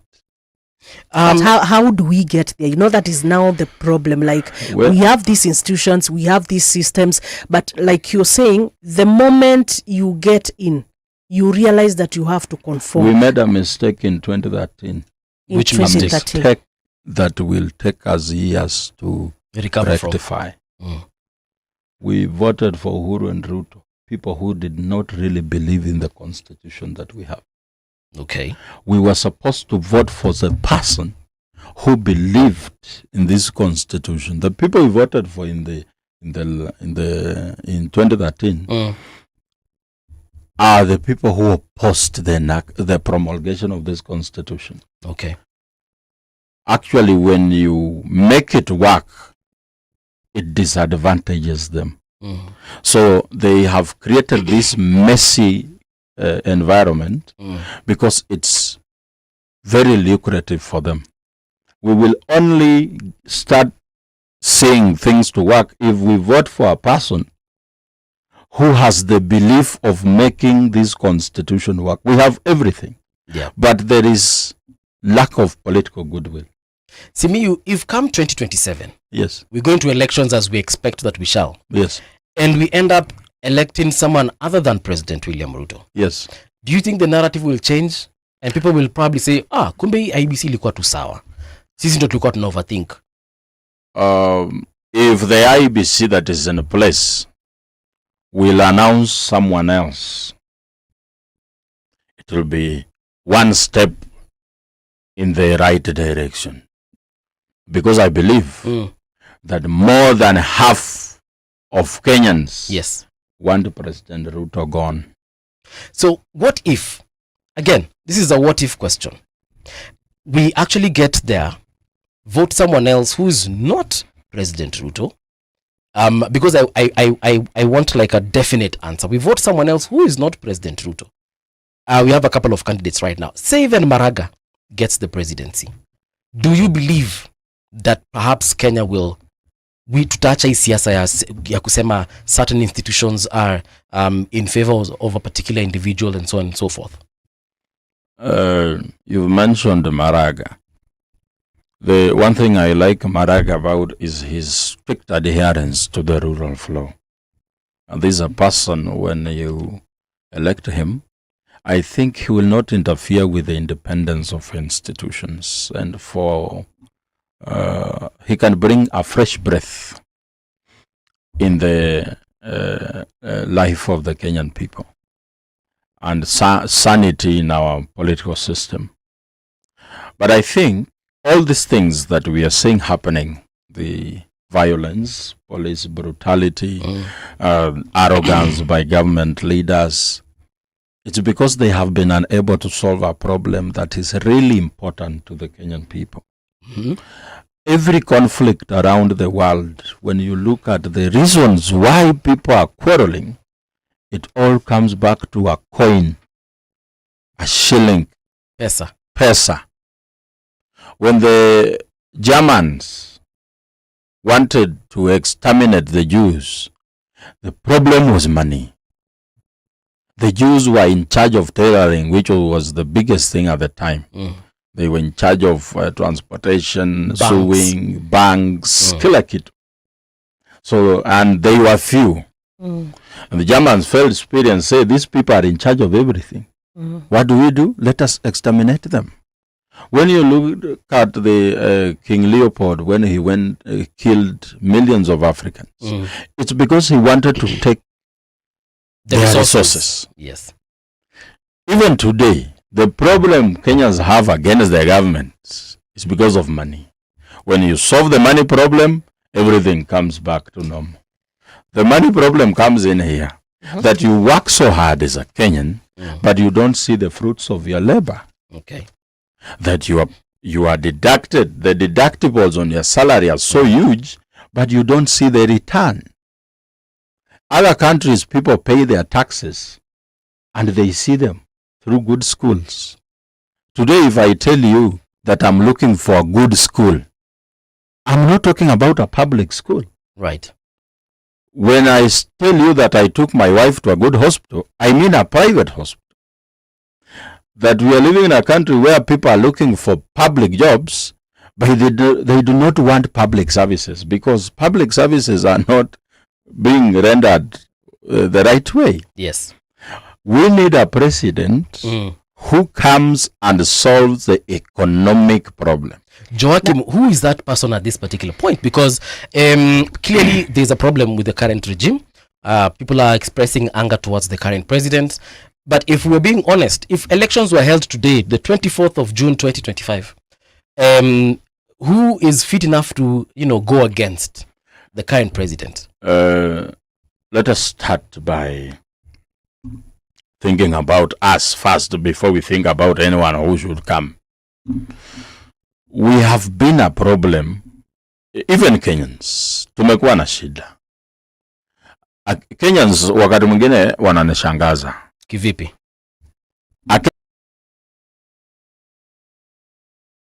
Is a thief.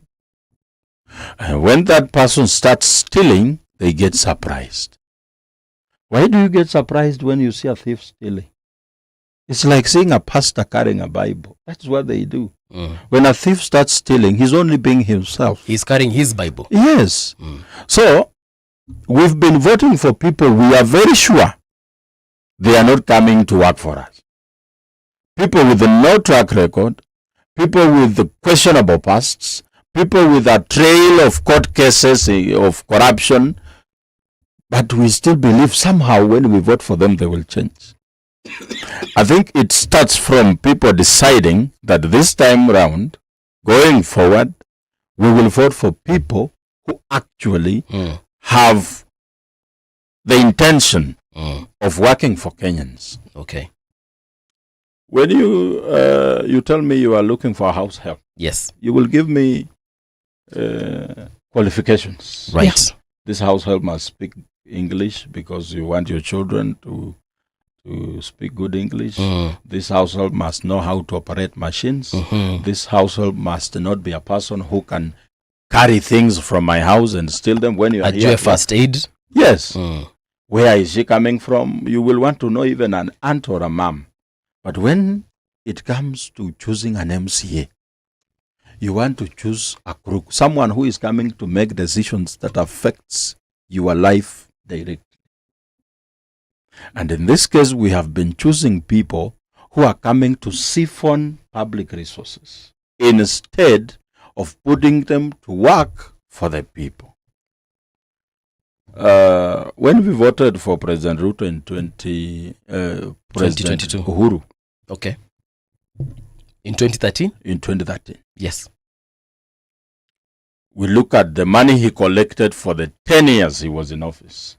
It was around 13.5 trillion. When you say collected, what do you mean? Like collected through taxes? Okay. Revenue collected for the 10 years he was in office. 10 years? Yes. It was around 13 trillion. 13 trillion. 13.5, around there. Okay. The expenditure of government for the same period of time, 14.8 trillion. All right. So the deficit here is around 1.4 trillion.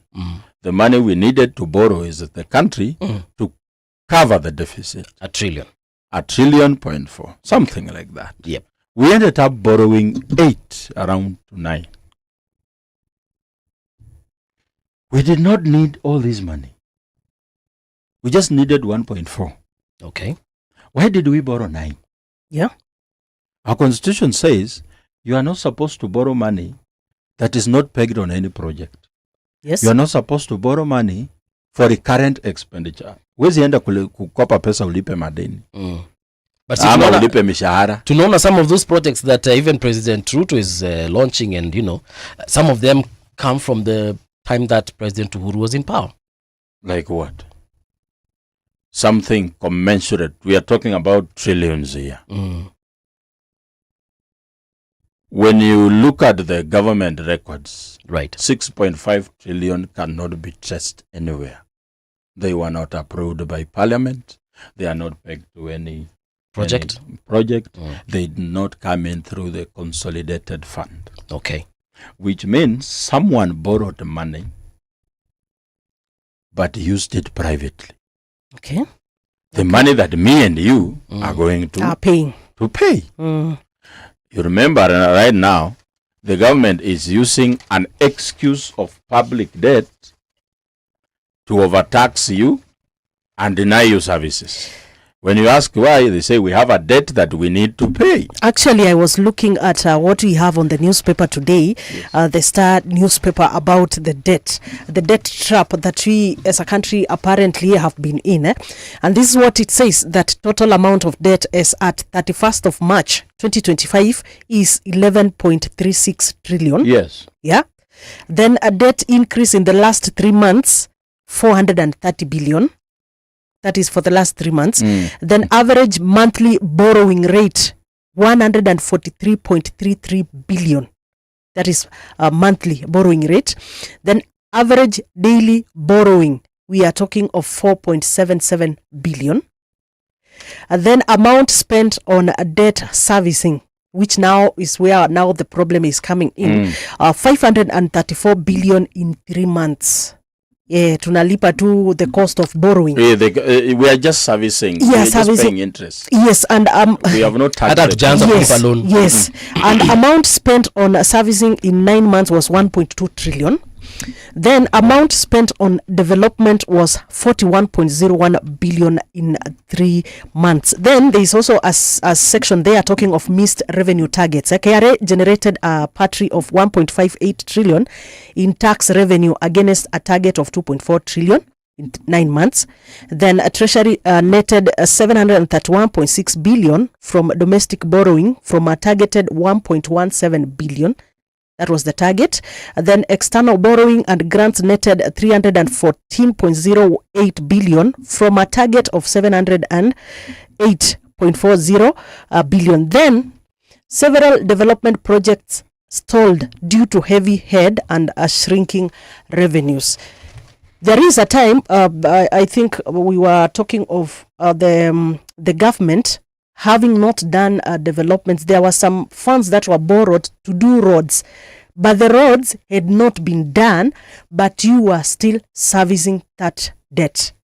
So, so now the questions comes in, and I've been asking, like, we've talked of the IEBC system. Now we are coming to the economy of the country system around there, which is now where the problem is. First of all, we start with, who are these people advising the president? It's not about people advising the president. What is it about? Everyone around the president wants to profit from such kind of schemes. It's a lucrative business where you go borrow in the country's name, but you end up using the money privately. You borrow for a public reason, but you spend it for private reason. As you've said, the numbers of our borrowing is in billions and trillions. Trillions, yes. And the constitution says you are not supposed to borrow for recurrent expenditure, which means we are borrowing all those monies for development. Therefore, we must be seeing good roads around here. Yes. You must be seeing good healthcare working, hospitals, dawa iko, schools, electricity, sanitation, water, drainage. Social amenities should be abundantly available. But look at what we have. We do not, for the 10 years I was mentioning about Uhuru, right, and the trillions he borrowed, the biggest project he did in his 10 years is the SGR, which consumed only 500 billion. Half a trillion. Yeah. Okay. Which was still a rip-off. They overestimated the figures. Okay. To get their own kickbacks. So for the 10 years he was in office and the trillions he borrowed, we can only lay our hands on 500 billion. 6.5 trillion cannot be traced. And it's now hurting us because we have to dig deep into our pocket and pay for that money and still go back into our pockets and pay for healthcare, still go back into our pockets and pay for exams in schools because they have done away with the exam and invigilation fund. Right. You have to dig deep and look for a good transport system. Okay. Yes. That today you could be deducted 7,000 to be directed to SHA. Okay. On a social healthcare platform. Which means some Kenyan out there who doesn't have money should be treated freely. Okay. Yes. Because you've already paid for him.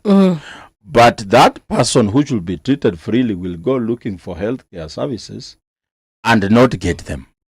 They will still charge him. Yes. So he will still call you, the person who was deducted 7,000, say, hey, give me 1,000. Yes. Unapea tena ye 1,000. Unaongeza kwa hiyo 7 ya SHA inakuwa 8,000. He's not the only person. Another cousin calls.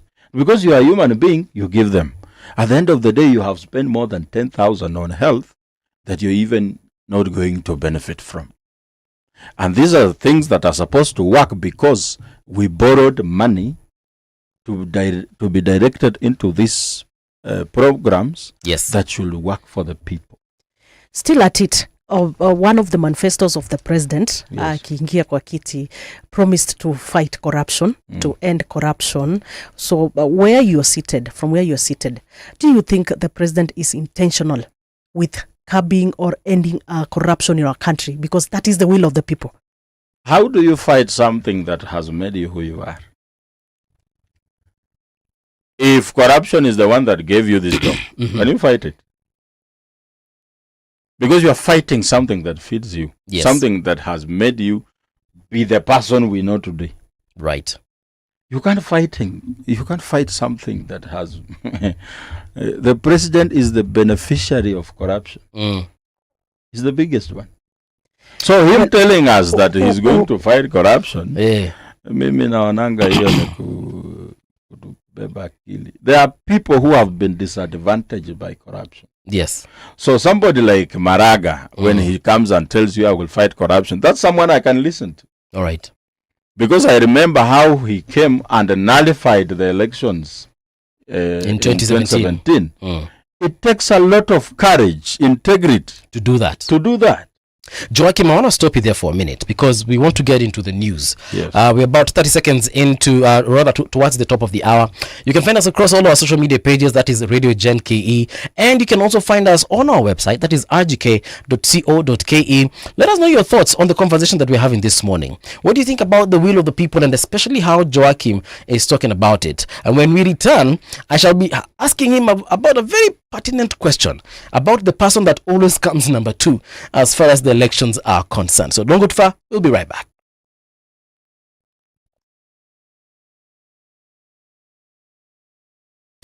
It's 8 o'clock.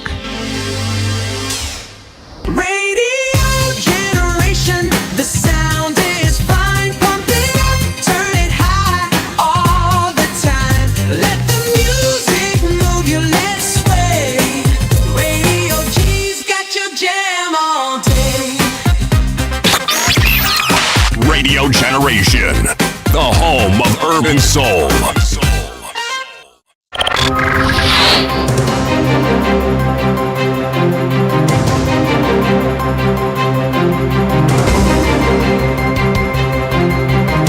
This is the Radio Generation News. Good morning, I'm Winnie Maganga. The government has confirmed that the 2.75% statutory health insurance contribution remains in effect, following a High Court ruling that dismissed a petition challenging the ongoing reforms in the health sector. In a statement on Monday, the Ministry of Health said it acknowledges Justice Muita's decision delivered on June 13, 2025. The petition questioned the legality of the mandatory 2.75% contribution under the Social Health Insurance Act and the transfer of data from the National Health Insurance Fund, NHIF, to the Social Health Authority, SHA. However, the court declined to issue any orders, noting that the main issues are already before the Court of Appeal. Interior Principal Secretary Raymond Omolo has called on Kenyans to register for the Social Health Authority, SHA, to access affordable and inclusive medical services. Speaking at Kendu Bay Adventist Hospital in Karachuonyo, Omolo said that the SHA has already helped many vulnerable families receive care at minimal cost, replacing NHIF, which he said largely benefited the formerly employed. Omolo emphasized that initial doubts about the program have faded and urged those yet to enroll to take advantage of the opportunity. Because health is the foundation of everything. If you are not healthy, you will not be seated here. So I look at the status of registration across the country. Homa Bay is ranked number 13, which is commendable. But at 44%, we can do better. And I'm happy that the Deputy Governor is here. Let's find a way to seamlessly work together with all our political leaders, the area MPs here, the member of county, the county representative, and the members of the county assemblies who are here. We have a responsibility to increase the numbers. A 22-year-old hawker who was shot in the head by anti-riot police officer during recent protest in Nairobi last week remains in critical condition in hospital. The family of Boniface Mwangi says the vendor is now dependent on life support. Speaking to the media on Monday following a briefing with Mwangi's attending doctor, family spokesperson Emily Wanjira stated that Boniface's condition remains dire. Boniface is still under critical condition. He's still under life support machine. To be sincere, he can't survive without it. So he has to survive under the machine. They told that we still have to cling on hope. That's what we are waiting for, the best. Yeah, we are still praying and hoping. But our dear cousin, brother and son can't still talk. The family revealed that Mwangi's medical bill has risen to 2.3 million Kenya shillings.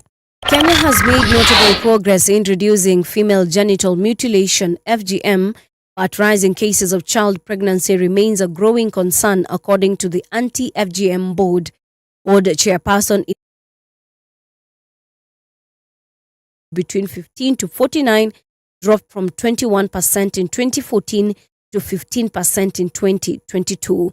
However, she raised alarm over the country's child pregnancy rate, which currently stands at 24%. Citing the 2022 Kenya Demographic and Health Survey, Surum emphasized that the national decline in FGM conceals stark regional differences.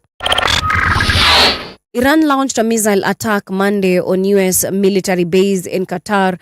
Iran launched a missile attack Monday on a U.S. military base in Qatar, retaliating for the American bombing of its nuclear sites. The announcement was made on state television as martial music played. A caption on screen, a mighty and successful response by the armed forces of Iran to America's aggression. The attack came shortly after Qatar closed its airspace as a precaution amid threats from Iran. Airports across the Gulf warned of cancelled, delayed and redirected flights as planes are turning around from the Gulf, according to flight data. That's the truth on Radio Generation. Good morning. I'm Winnie Maganga.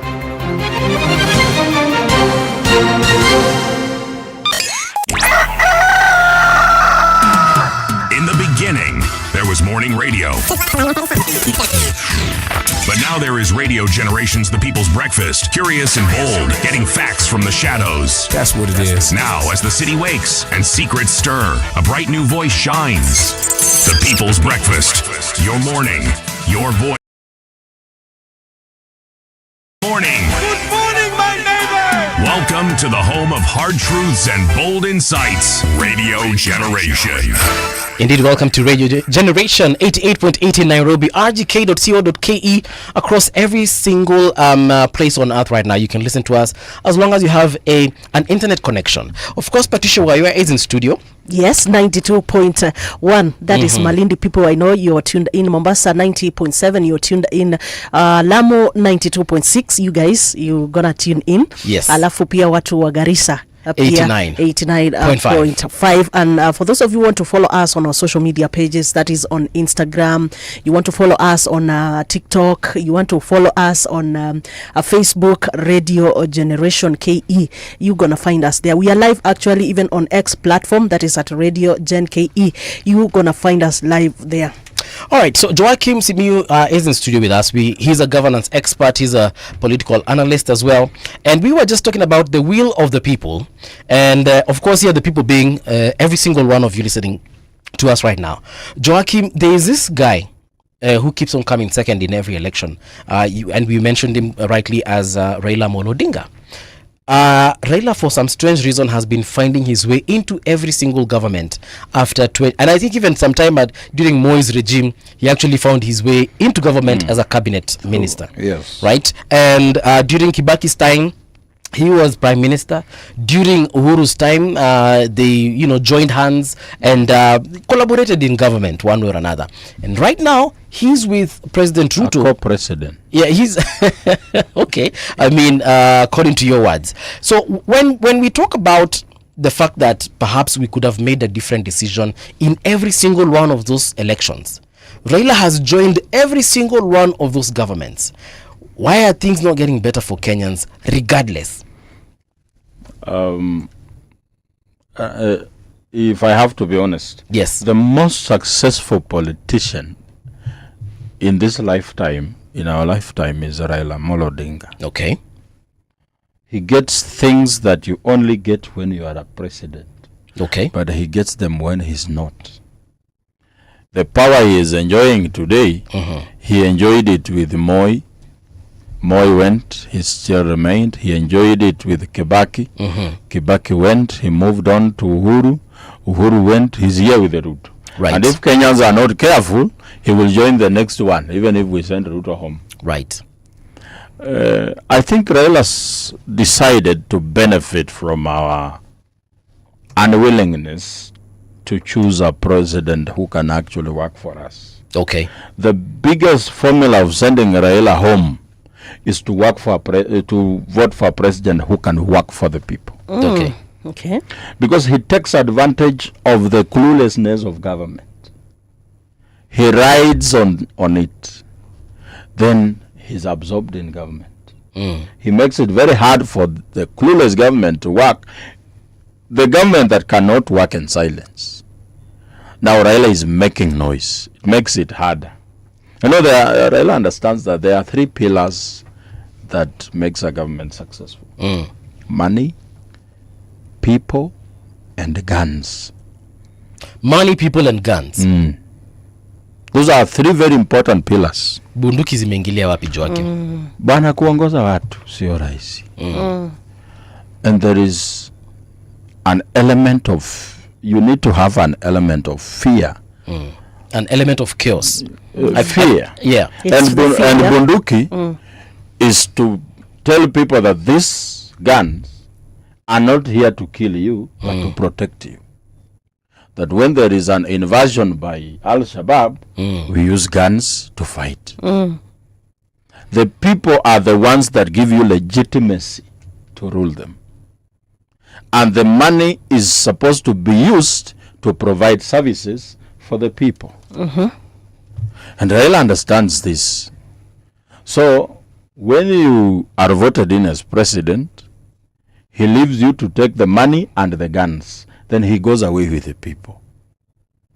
So unawachwa na pila mbili. It cannot work. Ni kama hii mawe tatu ya kupika. Ukitoa moja, things start having a problem. Right. Well, there's a question before you continue. There's a question I have on what you said about he has been benefiting from. Okay, he's been taking advantage of the lack of knowledge by the government. Now here there is a section of Kenyans who feel that it is not even the government he has been taking advantage of. Some Kenyans feel that he has been taking advantage of the Kenyans. What do you have to say? In 2013. Raila Odinga was a prime minister.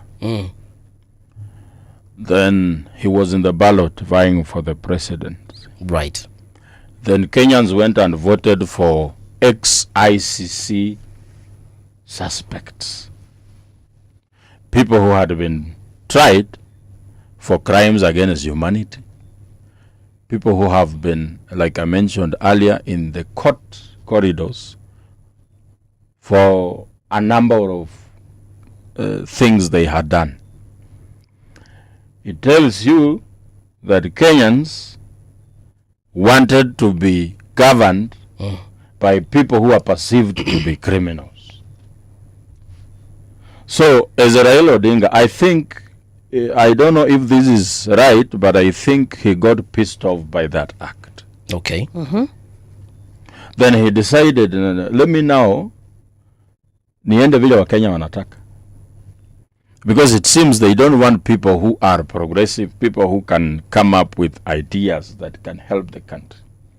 You look at Raila Odinga's manifesto in the last election. And despite the fact that I differ with him today for joining Broad-Based, he had things that when implemented could actually benefit us. A Kenyan was told that your children will be paid for school fees from kindergarten to university.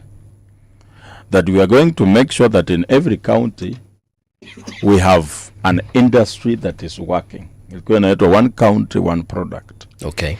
He talked about every county has something that when added value into it, it can generate income, create employment, and foreign exchange. Okay.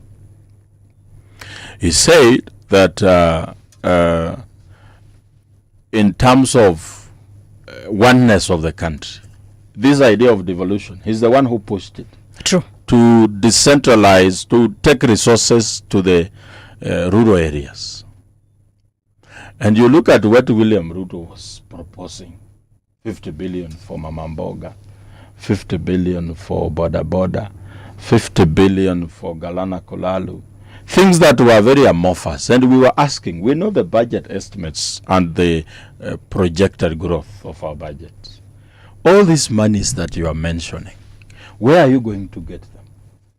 When we asked Raila the same question, he said, I am going to take care of the revenue leaks in our system. And when we take care of the revenue leaks, then means that all the money the government collects goes to the government programs. Okay. But we ended up voting for someone who, when he was asked how he is going to deal with the economic problem, he said he's going to make sure that we have a very strong and robust opposition. Okay. How does an opposition take care of an economic problem? But when he joined the broad-based government, Yes. he brought in some of his experts into government. We are talking about CS Mbadi, CS Joho, and the others, you know, the OPOs. And we expected, especially now that he has taken control, quote unquote, of Treasury, that perhaps some of those things that you've just mentioned, some of those policies that he mentioned in his manifesto would actually be implemented now that he's part of the vehicle that is driving the country. So why are we not seeing that then? These people, when they joined government, they saw allegiance to the president. And even though Raila is in government, as co-president, as you a co-president, said, yes, the person who was announced and sworn in at Kasarani is William Ruto. Okay. So right now, if anything does not work, we start by asking Ruto. And that's how Raila plays his politics. Okay. Power without responsibility. Okay. That you are so powerful, but you cannot take any blame. That's what we saw in 2020 when they were with the Uhuru Yes. Kenyatta. We saw he distanced himself. Yes, today if you ask him about anything that is not working, he will tell you Mbadis are in government, he's a minister, go ask Mbadi, and Ruto is president. But he's also in that government, is a very senior person without any position. Yeah. So we can try so much to say he's in government, but things are not working. During the protests of 2024, June last year, and we saw there's this Gen Z who came out and said, and I believe she echoed the thoughts of very many Kenyans at the time, and they told him, Baba, sasa wewe kakando, we've got this, we are going to be the opposition on your behalf, you go retire, do ABCD. And a few probably weeks later, we saw that Baba didn't listen to these Gen Zs that told him relax. He joined the government, and now he's part of that particular government that Kenyans are fighting so hard. In your opinion, do you feel that Raila holds the same power over the people as he did prior to June 2024? No. Raila did not join government for the people. He did it for himself. And every other politician who joined government, they didn't do it for the people. You know, it's a whole different interest for them. Chenye sisi tunataka na chenye wanasiasa wanataka, it's two different things. Remember, at that time, it was just a matter of time for us to send President Ruto away. Raila Odinga is a wealthy person in this country with the businesses across the country. He cares about who is coming after William Ruto. Okay. So when William Ruto tells Raila that today these young people are saying they don't want any politician, they are coming to drain the swamp, which means they are not just coming for me. You are also included. And when I go, do you have an idea of who is coming? No. Are you sure that your things will be safe when I'm gone? Your businesses? Everything. Yes. Raila is not sure. So what do? You work with this person to secure your future. To secure your things. And that's how they ended up together. Gen Zs were the piranhas that were coming for them. And they stayed together not because they love each other, for survival. Today, Raila Odinga is joining government. He was not thinking about how to work for people. Yeah. He was thinking about self-preservation. Even Uhuru Kenyatta, every political player in this country. Yes. They are there for survival. You know, politicians are very funny characters. I've worked with them, I know. They behave like drug lords. You know, drug lords and criminals. Yes. Despite the fact that I don't trust you, they still find a way of working together, conducting businesses together. So Raila Odinga could not be trusting Uhuru Kenyatta or William Ruto, but they still work together because they have a common problem. Okay. That their unity will cushion them against that problem. And that act alone took away a lot of clout from Raila Odinga. It's so unfortunate that the 50 years he's been in the trenches trying to look for a better country are now being seen as a long con game by Kenyans. That is now hard for you to go and convince people that Raila Odinga has been genuine all along. Right. There are people who have been die-hard supporters of him, and today they are wondering, why did they even support him? Yes. It has revealed a side that was never seen by Kenyans. And it's now very hard for him to come back and convince us. Very hard. But there is something Morara Kebaso said on one of the radio stations. Right. That one of the very difficult people to work with is Raila Odinga. Because you could be in a meeting like this, you are having a conversation, but he's thinking about how he's going to make the next move. Yes. Without taking into consideration of your views. So, and Raila Odinga knows that for him to be able to bargain being in the next government when William Ruto goes, he needs to maintain his popularity. How will he do that? When he goes up to the ballot with William Ruto, he cannot salvage himself from there. But let's say a few months to the election. Yes. Then Raila decamps. I'm not saying he will. I'm just trying to think loudly. From William Ruto's camp.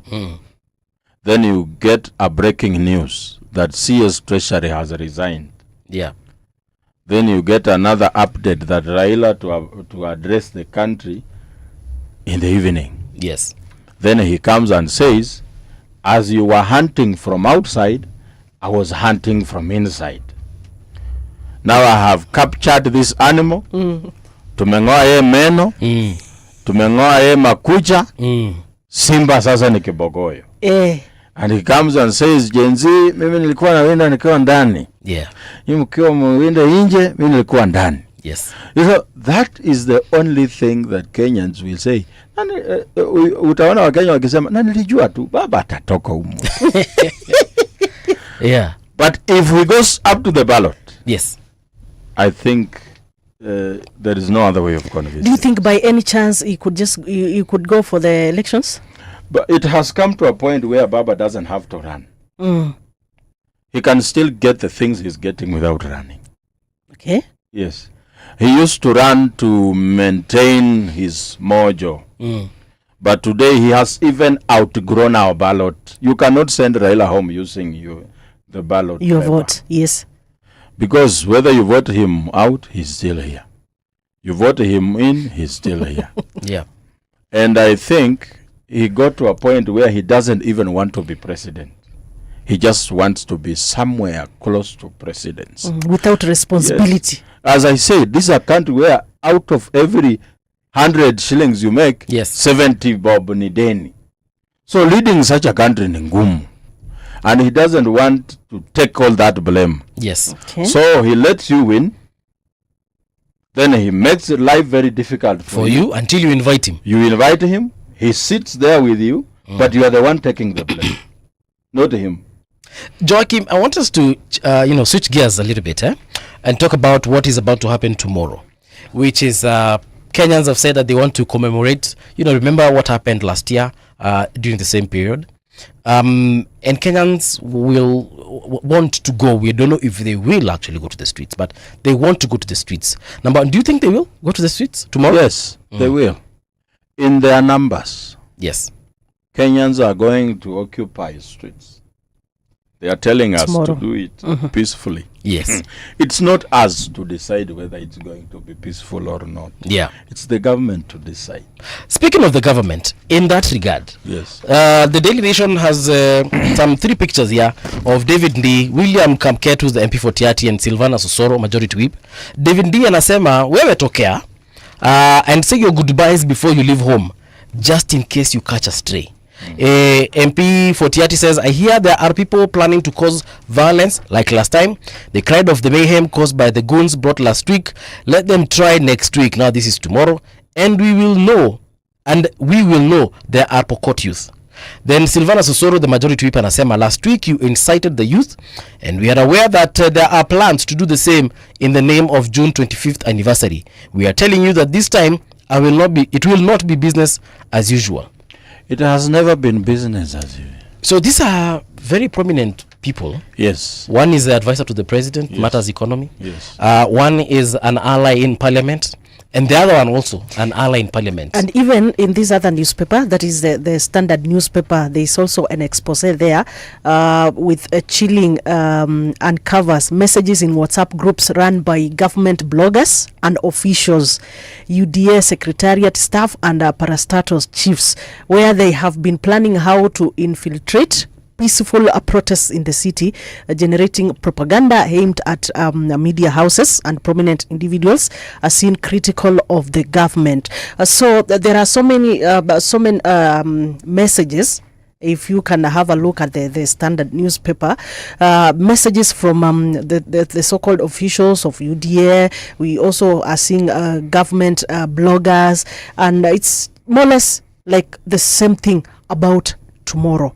Like, do you believe we can ever have a peaceful protest actually, the starting point actually? That's why I started by saying the peacefulness of tomorrow's protests is in the hands of the government. They can decide whether we have a peaceful demonstration, commemoration actually, Yeah. or decide to make it chaotic. It's not us. Because we are only coming with a bottle of water, a flag, and a phone. So if they are saying that we want to cause violence, how do we cause violence with a bottle of water and a phone? I was in the streets last year, and you could see the days before the police infiltrated our maandamano. We were super peaceful.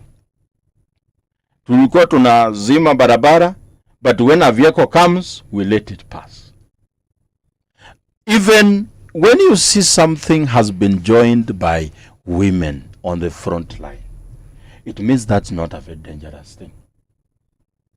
Until when the government decided that they will infiltrate, that's when we started seeing chaos. Okay. The government is fearful of crowds, people coming together to talk about issues affecting them.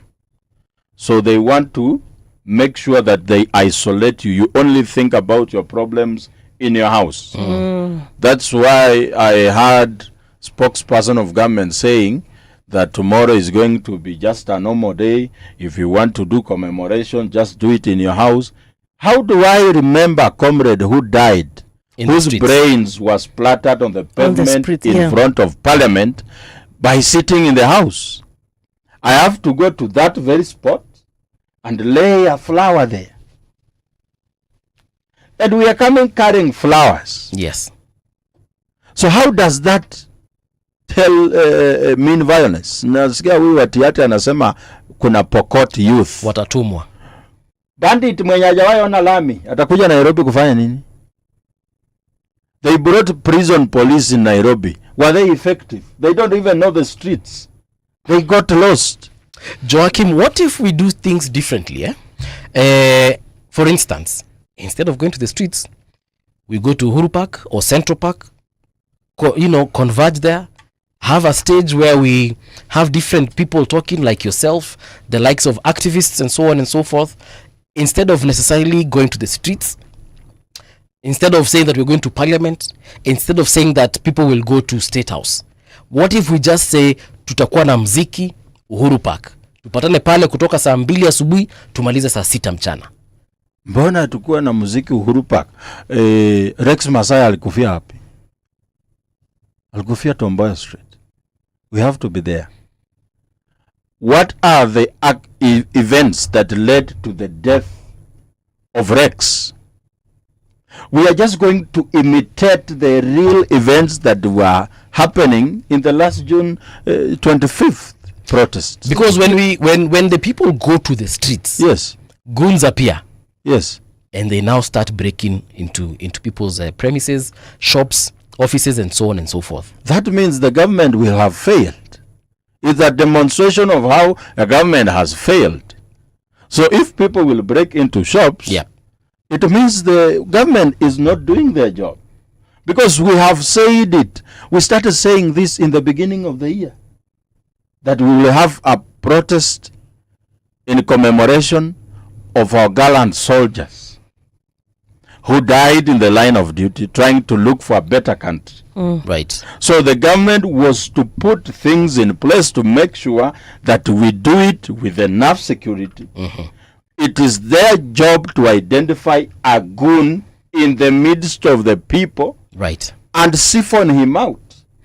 Joachim, mimi bora tu make sure personally I am peaceful. Let me ask you a question before. Shikilia kwa kwanza tufanye traffic kidogo, because people need to first of all get unstuck where they are. Traffic. So I'm looking at some of the roads that you're using. For instance, if I can just zoom in at the Junction Mall, that is on Ngong Road, heading towards the Nairobi CBD. Things are looking good actually at this particular hour. However, as you're getting to Greenhouse, that is the former Adams Arcade, things are looking bumper to bumper, but that's because of the traffic lights around Prestige Plaza. After that, heading into the CBD shouldn't be a problem. It's actually a breeze until you get to Community, where there's a little bit of traffic, but everything else opens after that. If you're on Mombasa Road, let me see. If you're on Mombasa Road na unatoka sehemu za Kitengela, you're safe until you get to Cabanas, where traffic thickens as you're trying to get into General Motors, and of course past that to go to Bellevue South Sea. Traffic is there at Nyayo roundabout as well. Hapo pia vitu ziko thick. According to this map, there's about a 5-minute delay if you actually find yourself there. At Thika Road, things are quite okay up to just around the Ngara area. That is where things are tough. And also the way, okay, your route through Isili, I can see in the CBD of Isili, we are seeing that things are not quite okay. Yeah, it's slow there, so you need to understand, maybe you can divert. Then all the way to Kariako roundabout, things are not looking quite okay there. Jogoo Road, things not quite okay around City Stadium, and all the way to town, things are not quite okay. So for those of you coming to town, ukipitia hizo njia, if you have somewhere you can diverse to, then the better. Mombasa, things are quite okay. Pale Lights Kengeleni, that is where we are having a little bit of a snarl up. Likoni crossing a ferry channel, pale hivi pia being told for that ferries are for, everything is quite okay, so people are just happy. All right, that's your traffic update as of this particular minute. Anything you think we need to know, please find us on our social media pages, and you can also let us know via our WhatsApp channel as well. Naona kitu hapa. Umeona kitu? NIS inasema it has warned of terror strikes as Iran crisis spills into Nairobi. Yes. Kesho. On the 25th of June. So the very day that wamekaa wakangoja wakakumbuka Kenya, there will be protest in Kenya tomorrow. Right. Let us send one missile in Nairobi. We are waiting to see that missile. You know, the government has forgotten one thing. That they have created an environment where there is 22 million Kenyans with nothing to lose. Yeah. Apart from their miserable lives. If hakungekuwa na maandamano, if the people wangekuwa na shida na serikali, police brutality and all, is that actually an actual threat? Would that be an like does Iran have any business with us? Do they even know we exist? If you walk in Iran streets and ask a random person, Yes. do you know a country called Kenya? Do they know? They don't. Okay. In imagination, yes. Was that like an official tweet by NIS, or is it an official post? Yes. Is it on the NIS website? Go there and check. Yeah. So it's verified that. So I'm telling people to wavae helmet kesho because missile inaweza kuja. Sasa wa Kenya kitu cha kwanza, they are fighting for their economic freedom.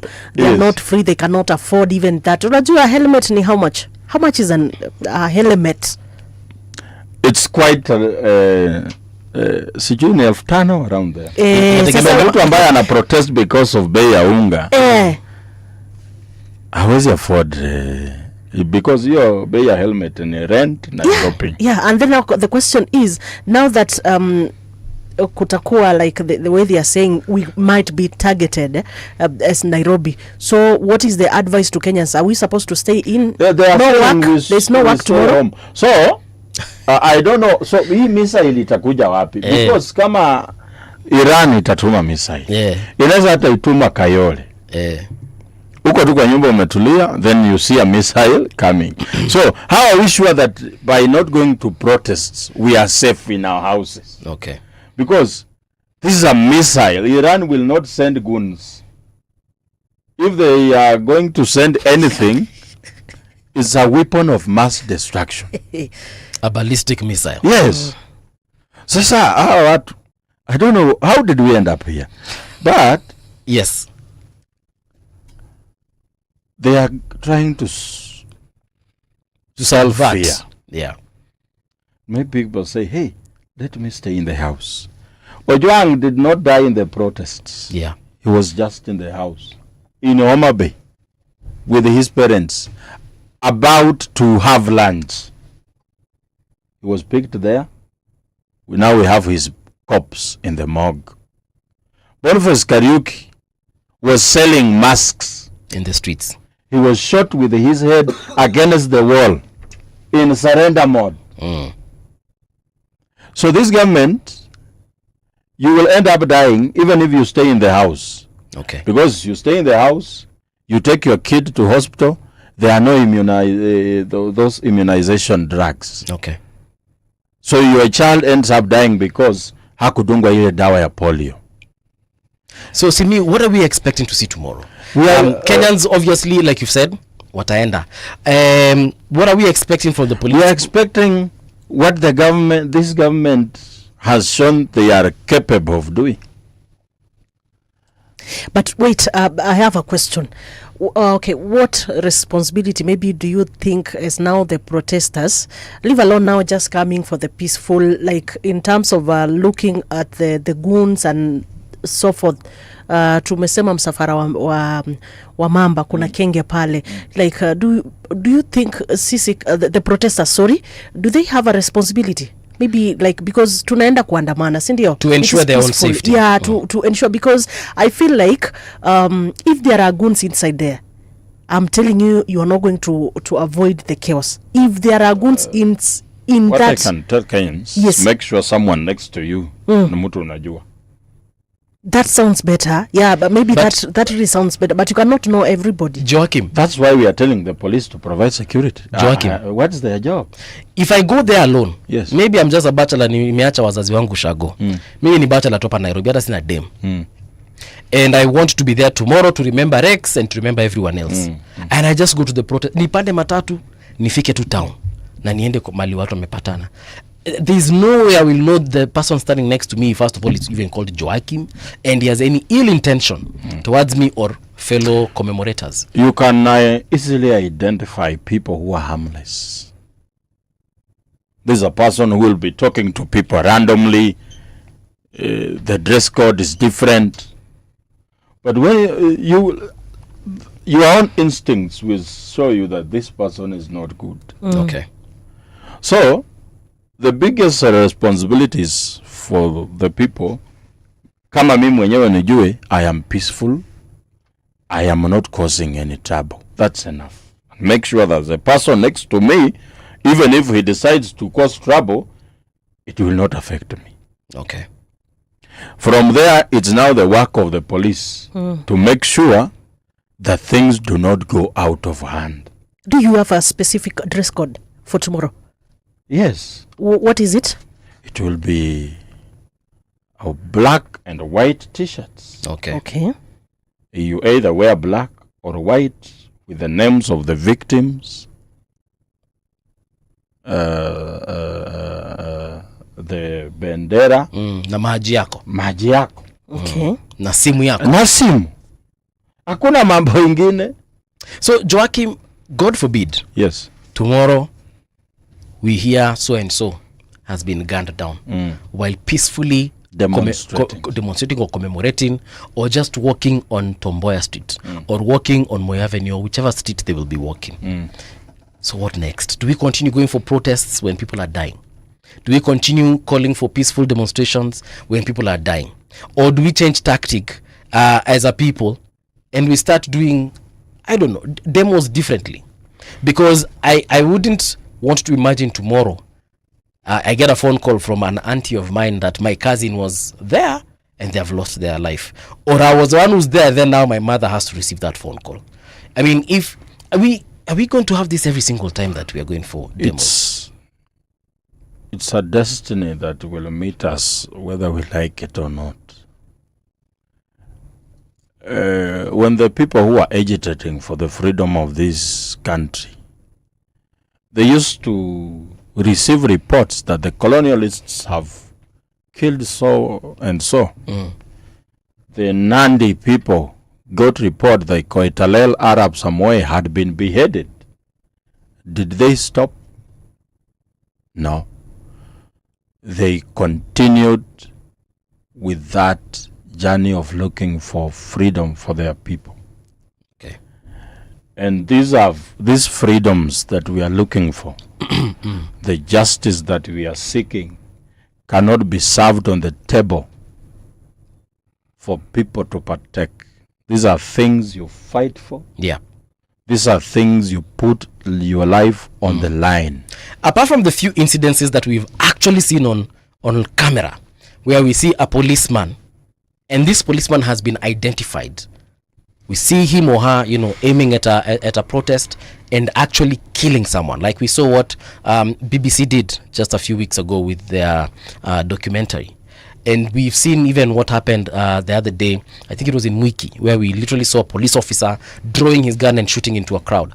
Apart from those few incidences, there have been, what are they called? There have been people who are alleging that some people in opposition are also organizing their own goons to come and cause chaos so that they can also point back at the government and say, you see what the government is doing? Na kumbe, a few people in opposition have actually been organizing this chaos.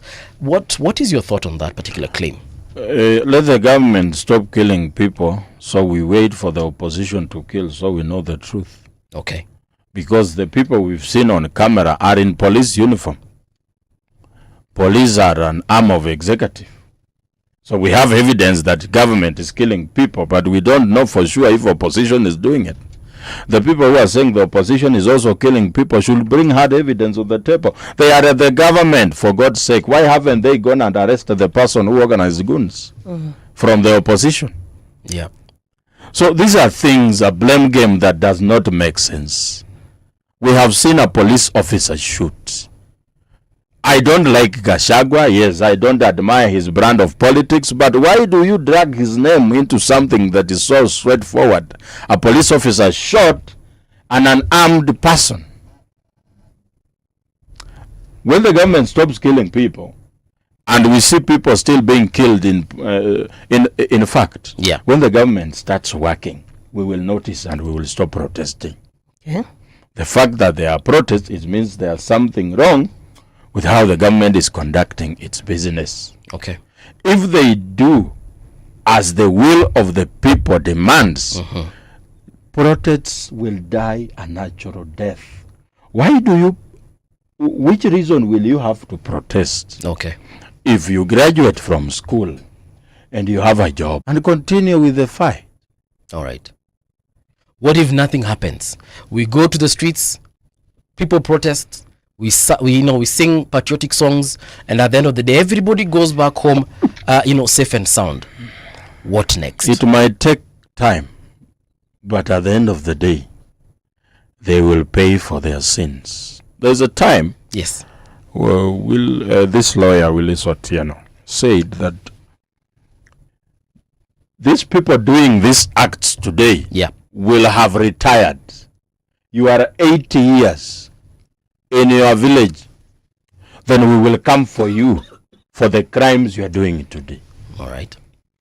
Because that time the boot will be on another foot and they will feel the pinch. You know, hii maneno ya kusema eti another person comes in power, then mnasema, oh, let bygones be bygones, let us accept and move on. Yeah. If you did something, you will have to pay for it.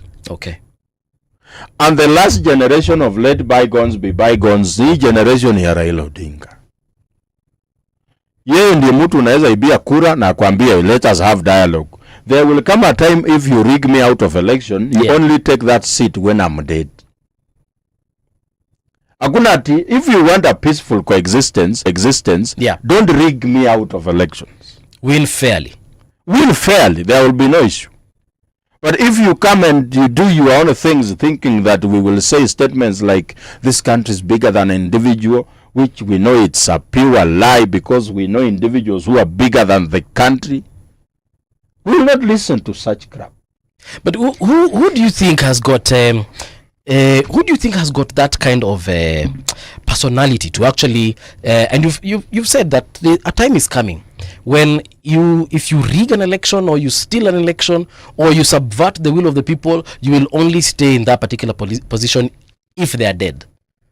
Right now we are saying that it's only Raila, in my opinion, I could be wrong, who's got that kind of power or stamina to actually come and organize maandamano on a daily if he wanted.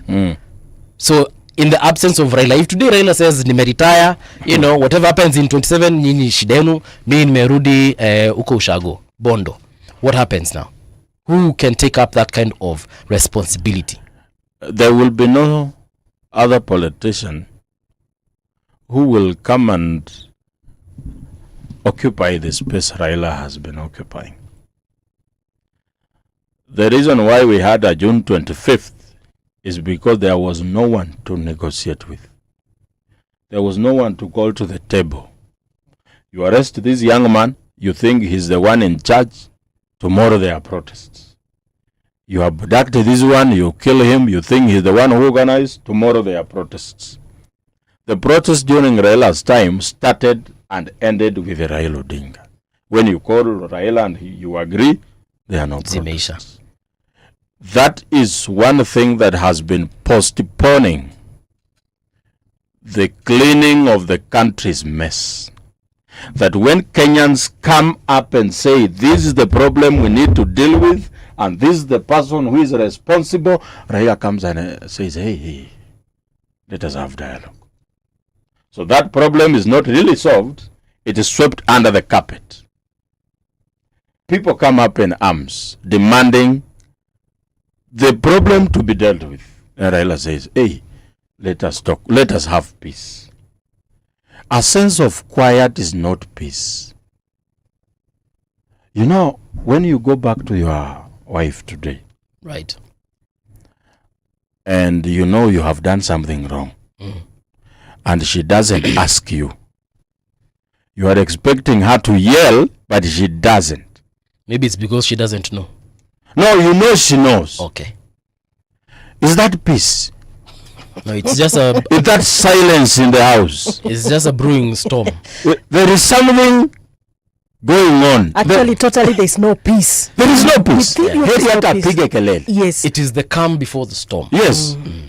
And that is what we have been doing. There are a lot of frustrations by the Kenyans that have been bottled for a long time. And what happened in June 25th last year was just a glimpse of what could happen if people decide for the worst to happen. Kama mbaya. Yes, if these people decided today, watu tunaona kwa hii gazeti waende nyumbani, they will go. We can say, hata kama watatuua, kwani wataua watu wangapi? We are 50 million. Let them do the worst, kill too.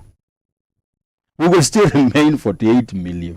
They cannot win. We have a total of 120 police officers, 120,000. Against which population? 50 million. 50 million. One police officer is taking care of around 1,000 people.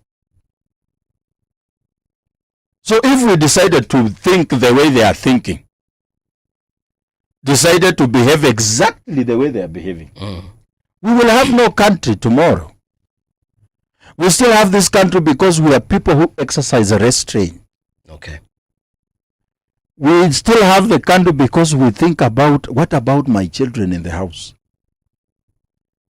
Na unasema hata kama tumekosana ni sawa tu. But it comes a time when enough is enough. So I can't live on my knees. Wacha nisimame, kama ni kumalizwa, nimalizwe hii story ishe. And they are making a very big mistake. Which mistake? A mistake where we have 10 billionaires with 50 million poor people with nothing to lose. They will come for you. Someone said that when the poor shall have nothing to eat, they will eat the rich. Okay. It's also in their best interest that people have something for themselves. It makes you think about the country. That's the way Raila thinks about the country is because he has something in this country. Okay. That when this country burns, there are things that he owns that will burn. There is a Kenyan who doesn't have anything. Saa akipigiwa simu ambiwa kwake kumechomeka, anaanza kutafuta nyumba ya mabati kwingine, hata hataenda juu kila kitu chenye kimechomeka kwa hiyo nyumba hakuna kitu ya maana. Okay. He did not go for his school certificates after coming from high school. So he has nothing to lose. He has nothing to lose. 15 years later, bado shule iko na certificate zake za shule. So vitu zimechomeka kwa hiyo nyumba ni kama mattress, hata hana gas. Kikombe. Na vikombe kidogo. Huyo ni mtu atachukua 3,000, atafute slum mwingine, maisha iendelee. That's the person this government is trying to fight. Joachim, we are heading into 2027. Kindly paint for us a picture of perhaps even the principals who are going to be at the ballot box come the presidency. We know obviously President Ruto is going to be there. We are suspecting and expecting, and perhaps we know for a fact that Kalonzo will be there, Maraga will be there. So who are we expecting for sure that hii ni sure bet ule jamaa atakuwa pale? Mimi nashangaa. You know, we have a very funny country. Right. In the last elections, presidential candidates were tapped. Raila Odinga. Let's say all the four. Raila Odinga, President Ruto, Wajakoya, and huyu mwingine anaitwa nani? Kigame, Ruben. No, not Ruben. Mwaura. Yes. Mwaura, the father to Waihiga. Yes. They were the flag bearers. Their running mates, Justina Omae was for Wajakoya. Right. Martha Karua was for Raila. Gachagua was for Ruto. We were Waihiga sijui nani. Today, yes, the people who are the flag bearers in the last election are in government, and their deputies, the people who were their running mates, yes, are in opposition. What difference does it make? How different is Gachagua from Ruto? Okay. How are we sure that when we vote for Gachagua today, yes, he's going to do things differently? This Gachagua that we have today, just the other day, he was in government. You could see the speaking, the response to issues. When we went to the streets, he said, when you go to the streets, the police will not come and kiss you. Today, he's talking about the death of Ojwang. How sincere is he? Let us look at Martha Karua. Okay.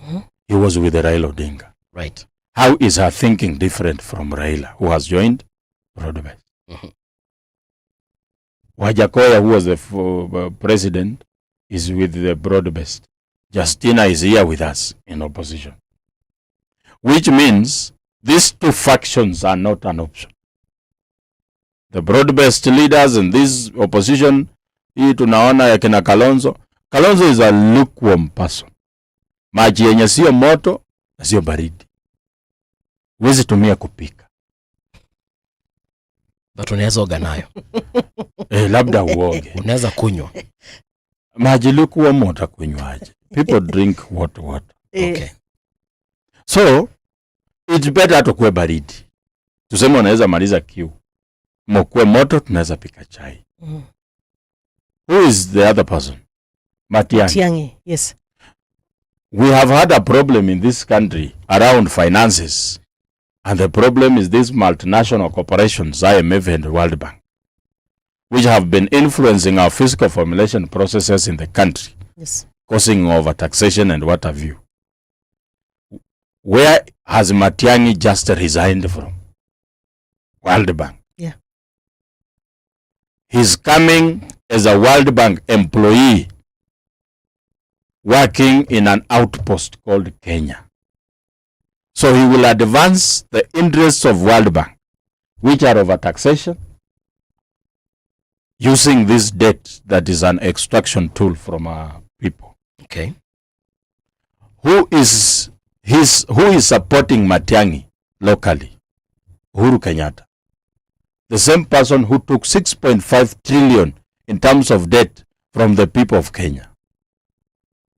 If the issue is debt and we want someone who can actually deal with this issue, how can Matiang'i address that problem? Yet he's being fronted by the same culprits who put us into this problem.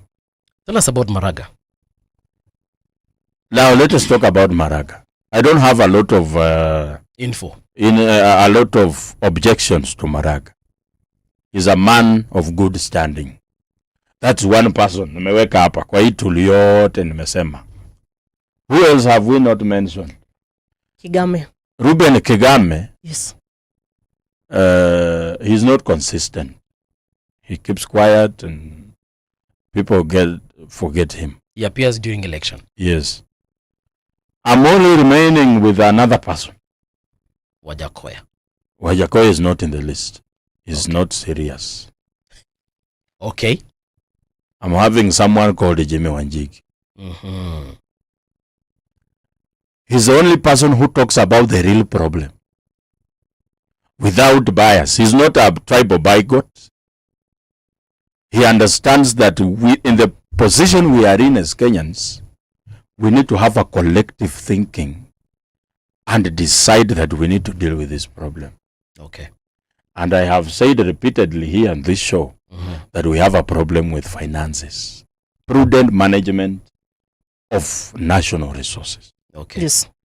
If we were looking for someone who can deal with this issue, it's Jimmy Wanjigi. We have working together with Maraga, yes, and the likes of Natembea. We have about 30 seconds or so. Tell us about Omtata. Omtata is, we are talking about management. Omtata is a person who identifies what is wrong with the management, but he has never managed anything. All right. Yeah. So we cannot trust him with the management roles. We already trust him with oversight. Okay. Wacha yeye akae kwa oversight. Kwa oversight. Tukipata hii serikali, kuna key figures. Yeah. Zenye to identify in this country that when given an opportunity to serve, they can serve. And Omtata is one of them. Okay. As we finalize, why do you think Kenyans will still go back and recycle all these people you're pointing out? I want to thank Ruto for that. That Ruto has made it possible for people to understand the effect of a vote on their lives. Okay. Thank you so much, Joachim. Unfortunately, that's all the time we have. It's been an absolute pleasure having this conversation with you, and we hope we shall be seeing you again here quite soon. hata kama hii wiki ijaisha na unapata nafasi, tafadhali njoo. Do stand by, dear listener, don't go too far, because we shall be right back. Coming up right now is the news with Winnie Maganga, and then when we get into the next hour, we shall be delving into some of the issues that are still plaguing this country, and specifically what is going to happen tomorrow. So don't go too far, we will be right back. The sound is fine, pump it up, turn it high all the time. Let the music. It's 9 o'clock. Radio generation, the sound is fine, pump it up, turn it high all the time. Let the music move you, let's sway. Radio G's got your jam all day. Radio Generation, the home of urban soul. What is Coca-Cola? Is it an excuse to get together? Since 1886, Coca-Cola has been passing on smiles from generation to generation. We've been giving kids scholarships, like the early birds and the all-nighters. And you get to enjoy what matters most. Coca-Cola. Drink up.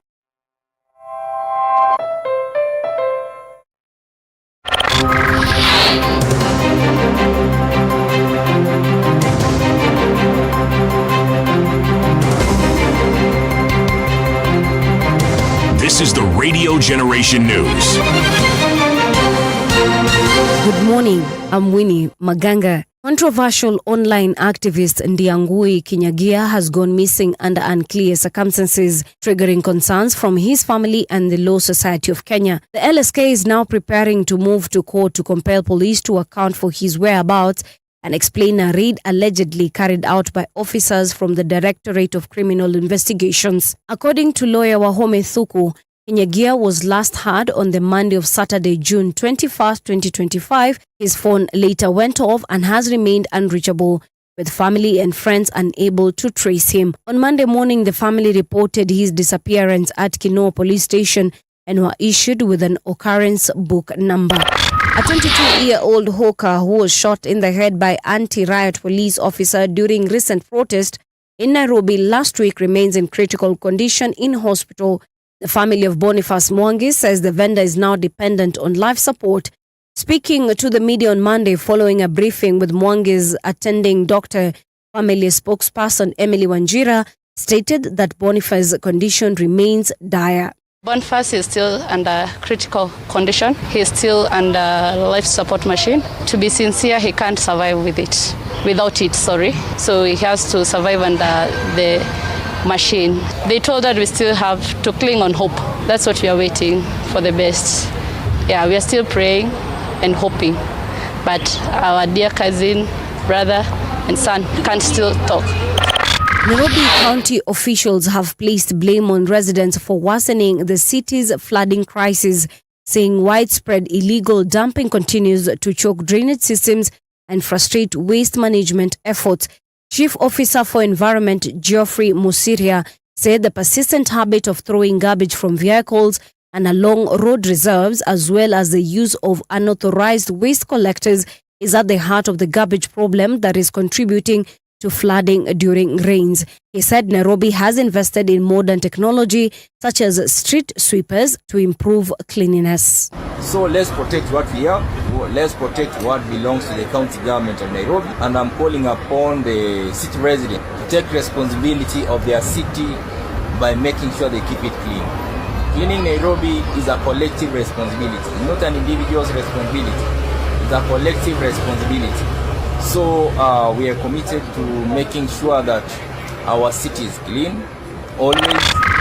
Employers across the country have until June 1st, 2025 to switch to the Kenya Revenue Authority's new simplified pay-as-you-earn return filing system, which introduced an Excel-based template aimed at easing the tax process. The new format is expected to replace the current method and is a part of KRA's push to improve compliance and user experience across all sectors.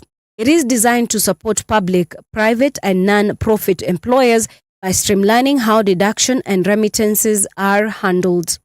That's the truth on Radio Generation. Good morning, I'm Winnie Maganga.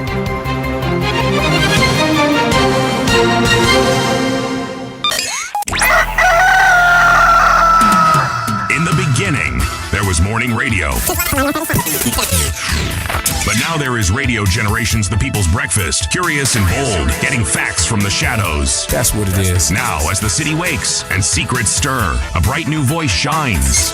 The people's breakfast. Your morning, your voice, your journey. Good morning. Good morning, my neighbor. Welcome to the home of hard truths and bold insights, Radio Generation. Yes, indeed. Welcome to the home of hard truths and bold insights. We were just having a very bold conversation earlier on with Joachim Simiu, who is a governance expert, and a political analyst as well. And one of the things that came out in that conversation is the fact that Kenyans have a very long way to go. Yeah. We have a very long way to go in terms of, first of all, our current situation and the future of this country. Yeah, safari bado for Kenyans. And myself, there's something also I picked, like the issue to do, like, if you want to know how powerful you are in government, you must have the people, money, and the gun. Yes. So now apparently what the gun is supposed to do to protect is The doing people. the others. Yes. Is doing the opposite. That is what I'm supposed to say, actually, because like he had explained, the gun is not there to create fear. The gun is not there to attack its people. It is there to protect to protect its people. Yes.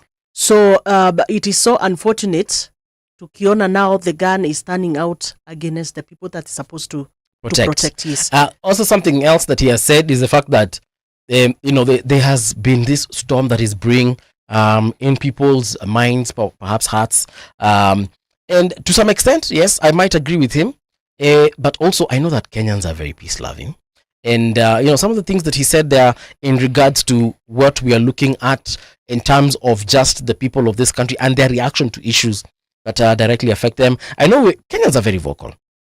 Kenyans will always speak out over some, very pertinent issues that are affecting their lives. But I also have a feeling that Kenyans are a peace-loving nation. We are. And I don't know. I just hope we don't get to that point where we feel like another version of Syria. You understand? Yeah. Well, it is my prayer that every one of us, ikuwe kila mtu, we are just intentional about peace. Just intentional about coexistence. I think that is key. And another thing I said, let especially our police also take charge of their mental health. Right. It is very important. Yeah. Yeah. So Kenyans, because of course you're listening, if tomorrow you're going to find yourself in a demo, please, the least you can do is take care of yourself. Yeah. If you have to choose between fight or flight, flight is always the best option. You better choose flight. Yeah, because watu wanawaambia hapa ati say your goodbyes tomorrow. Mapema. It's so unfortunate. Yeah. Kuna statements too nyingi sana ambapo our leaders are using, people are using that are not supposed to be in the vocabulary list. Yes. Ya words zenye zinafaa zikuwe zinasemwa na viongozi katika nchi yetu ya Kenya as we speak right now. Right now everybody should just be intentional about peace, by the way. Like I said at the beginning of this show, that I expect to see some prominent names tomorrow, and even names in politics. If there any, let me tell you, I think it would be a miracle for the president and his team if we see him tomorrow. Ajitokeze tu aseme tu mimi leo wacha tu niende. We mourn together with Kenyans about the Gen Zs who lost their lives. Tukue tu pamoja na Kenyans. Like you're saying, I know it is going to change the perspective. If he does that, I feel like yani hata opinions, the opinion people have of him might even change overnight. Change, yeah. But like in David Ndii hapa waambia president, waambia wa Kenya sijui tokezeni kesho kama mmesema kwa heri. Waseme tu wase kesho kitu noma itafanyika. Imagine that is an advisor to the president. David Ndii amesema wase kesho ngojeni. Kitu noma itafanyika. And then we see the president. That would be something. Anyway. Awesome. turn your eyes to page 14 of the Daily Nation. There's a story here about the medics losing a court bid to stop shift deductions over double taxation concerns. Yeah. And then on the same page, civil servants pay for healthcare they can't access. So Medical Services PS says over 44,000 employers are set to comply, to comply with the SHA payments requirements. If you also go to rgk.co.ke, the same story is there, but has got more elaboration. And this one is on the health and wellness segment. And this is what this story says, that the government has begun a tough crackdown on more than 45,000 employers across the country who have failed to remit 21 billion in mandatory health insurance deductions, with Nairobi employers alone responsible for over 3 billion in arrears. Now, Medical Services Principal Secretary Omar Oluga, speaking during the launch of the Social Health Authority Rapid Results Compliance Initiative at the SHA headquarters in Nairobi, said that the move aims to enforce the Social Health Insurance Act and unlock funds urgently needed to pay hospitals and sustain Kenya's new universal healthcare plan. If you are an employer who deducts money from employees' salaries but delays or fails to remit it to SHA, the government is coming for you, according to Oluga. Now I understand this whole issue of people that have been saying that they are unable to access SHA because they haven't paid for an entire year. Kumbe SHA haina pesa. Well, you know what happens. Of course, the fund that is supposed to be, the people who are supposed to be bringing funds to the SHA. See, of course, nizo deductions zenye watu wanakatwa. Yeah. So if maybe your employer amekukata pesa ya SHA na hajapeleka, what do you expect? Now this number, that is what they are saying there, because, well, and again, like yesterday in our discussion, what we said, most of the time, the reason as to why even these employers, are not even able to remit the deducted funds. You know, you're just deducting this on paper. Right. That money is not there because the companies are doing badly. The economy imeaffect biashara za watu such that wewe unashindwa, okay, nafani, like mtu pengine akikuja, when I was employing this person, we agreed that I'm going to pay them 150,000 per month, right? In that 150,000, there's money meant for pay as you earn. There's a deduction that's supposed to be made for SHA, right? There are deductions that are meant for NSSF, right? So if as an organization you have not been able to make that revenue, which is able to cater for this payroll amount, because this payroll amount, it contains the net yenye mtu atapata, it contains the deductions that are supposed to be remitted to the government. So here you are, pesa yenye umetengeneza, it cannot even meet the whole expense ya payroll peke yake. Right. So what many employees nowadays are doing, you realize mtu haja make that money. So the only thing they will do, they will just pay you the net. Right. And fail to remit the rest. Okay, they'll deduct it on paper. But in the actual sense, they do not have that money. So, just to reiterate on that particular point, you're very right. Government doesn't have that money to begin with. Yes. Now, for the people who've been going to the hospital lately and you're getting treated courtesy of SHA, do you know the government has actually been getting that money elsewhere? It has not been getting it from the SHA. Let me call it kitty. Because when NHIF was disbanded or closed down or shut down or whatever, some 90 billion disappeared from NHIF. Wow. I don't know if Kenyans are aware. 90 billion. Yes. It could actually be more. But some billions disappeared from NHIF. The money that Kenyans had been contributing for years towards their treatment. So now, here's a situation whereby for SHA ilianza lini? SHA ilianza sometime last year, sindio? Because actually 2023. Because according to this report by Radio Generation Kenya, .co.ke, it says that although 98,112 employers have registered on the SHA digital portal, only 53,000 have complied with the law that took effect in October 2023. So now, SHA ilianza in 2023, we have been spending money that doesn't exist. Wewe unaenda hospitali, your favorite hospital, whether government or private, you get treated. Wewe unapeleka kadi yako ya SHA pale na unamalizana na hospitali. Hospitali sasa inaanza kuambia serikali, Mungala Mbuvi amekuja hapa. Mungala Mbuvi amespend 100,000. Tafadhali tupatie hiyo pesa. Then gava inaambia hospitali, sasa kitu mfanye, ngojeni hiyo ni deni. But let me ask you a question. The only person who is benefiting from SHA is that person who is compliant. Right? Yes. Wewe saizi kama haujalipa like hujalipa SHA, you will not be treated. See, that is how it is. How are you saying now we are using money which is not there? No, I'm saying for those who've registered. If you since October 2023, of course Kenya has been registering people into the SHA network, right? If you have registered, yes, and let's say before now the government started telling you lipa an entire year. If you've been paying the monthly subscription, and sometimes you don't even have to pay, because I know of people who una register SHA asubuhi, by saa sita umeingia hospitali na unatibiwa. So that means you've not even made your initial contribution. Where is that happening? Is it happening in our country? I'm talking about something I have seen. That you just registered, you have not paid anything, and you go and you get treated in our country. I am telling you, and you can, na kama ninadanganya serikali kuja niambie nimedanganyana. Kuna umeregister asubuhi at 6 a.m. 6 what? a.m. At 6:30 uingie hospitali. 6:30 a.m. That is 30 minutes later. Uingie hospitali seeking admission, treatment, whatever. SHA covers for you. The only thing they tell you, make sure umelipa SHA.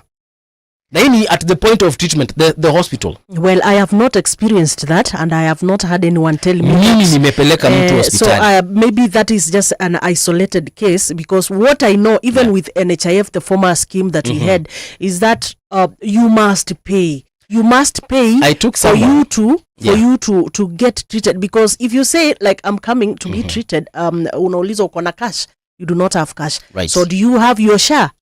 Yes, I have. Once you give it out, of course they will check. And when they check, Mbuvi wapate, yes, you are registered, but you have never paid. And actually, when you check your Taifa Care account, if you have one, you have registered. Ukiingia pale, depending on how you've paid your the subscriptions, like what you are supposed to pay. If you have paid maybe for 1 month, I think hata yenyewe inakuonyesha you are only covered up to this date.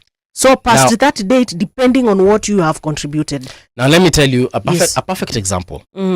I took someone to Mathare National Hospital. Okay. It was a mental health situation. Okay. So we went with this particular individual.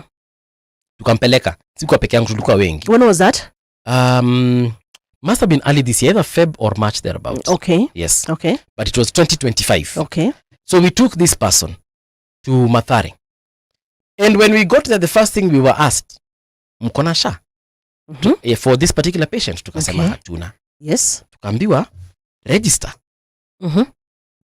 And we took out this person's phone and we did the SHA registration there and then. Okay.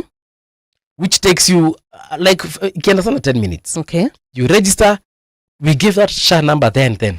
Did you pay anything? Not even a coin. Yeah. Not even a coin. The only thing we had to buy from outside was medication. Because walisema haziko hapo. Hizo nazo tulitumwa tuke. But for the admission, SHA took care of everything. Another example. Then after that? After that what? They just paid everything without the patient paying anything in their SHA? No, the patient stayed there for, I think it was over a month. It was, I think, about maybe 6 weeks. Okay. Yes. Lakini najua likaa mwezi na SHA ililipa. And they never paid anything in terms of their monthly contribution. Apart from when at the point of admission unambiangwa, just make sure you've paid. Yeah. But at the point of admission, as long as you show up with a SHA number, they admit you or they treat you. Okay. Yes. Kesi baadaye. Kesi ni baadaye. Haya. Another situation here. Private hospital. Okay. I took another person to a hospital along Ngong Road. It's a private hospital. Okay. Okay. And tukafika pale, this particular patient was to be admitted. Yeah. They had a personal insurance that they had taken with a private insurance company. Okay. And then at the point of admission, there's a place where you fill in SHA. Yes. Because SHA inafaa kulipia kitanda. It won't pay for anything else. Yeah. When you go to a private hospital, where jua tu SHA yako inalipia kitanda. So if your bed is like, say, I think they pay a maximum of, I think 4,500 a day, if I'm not wrong. So if you are admitted there for 3 days, they will pay that amount. 13,500. Yes. For the period that you are in hospital. But just for the bed. This patient just registered for SHA. Registered there immediately. Alifika akaulizwa, unajua yeye alikuwa nadhani I have insurance, it will take care of everything. Okay. Kufika hospitali akaulizwa pale kwa admission. Kwa hiyo hospitali inakwambia iko Ngong Road. It's a private hospital, a very big one. Kafika hapa akaulizwa, okay, so insurance yako akapeana. Do you have SHA? No. Kwa nini? Akasema, I didn't think I really need it. I have my insurance. Akamwambia, no. SHA will pay for your bed. Okay. This patient took out the phone and registered for SHA there and then. Okay. And got admitted. Yes. Now, when they were being discharged, I think they stayed there for like 2 weeks. SHA paid for the entire period for the bed. Okay. Without her paying anything. Hata shilingi. In terms of. Okay. So the bed. Yes. Then the insurance took care of the rest.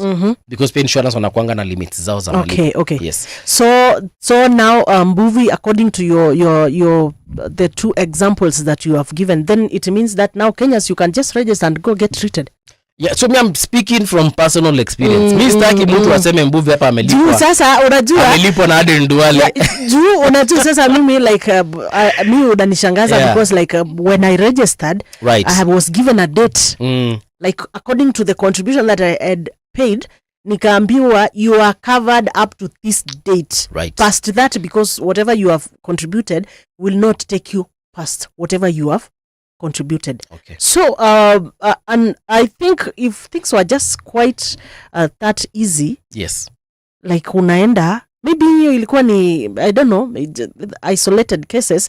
Maybe we would like to hear from Kenyans. Like, what is your experience with SHA of late, in terms of like whether you are covered if you have paid your contributions or not? Right. Because that is we really need to understand. If kama ni hivyo, kila mtu a register na anaenda anatibiwa. Actually, I've forgotten one last incident. Took someone to Kenyatta National Hospital. Okay. Yes. And the only insurance they had was SHA. Okay.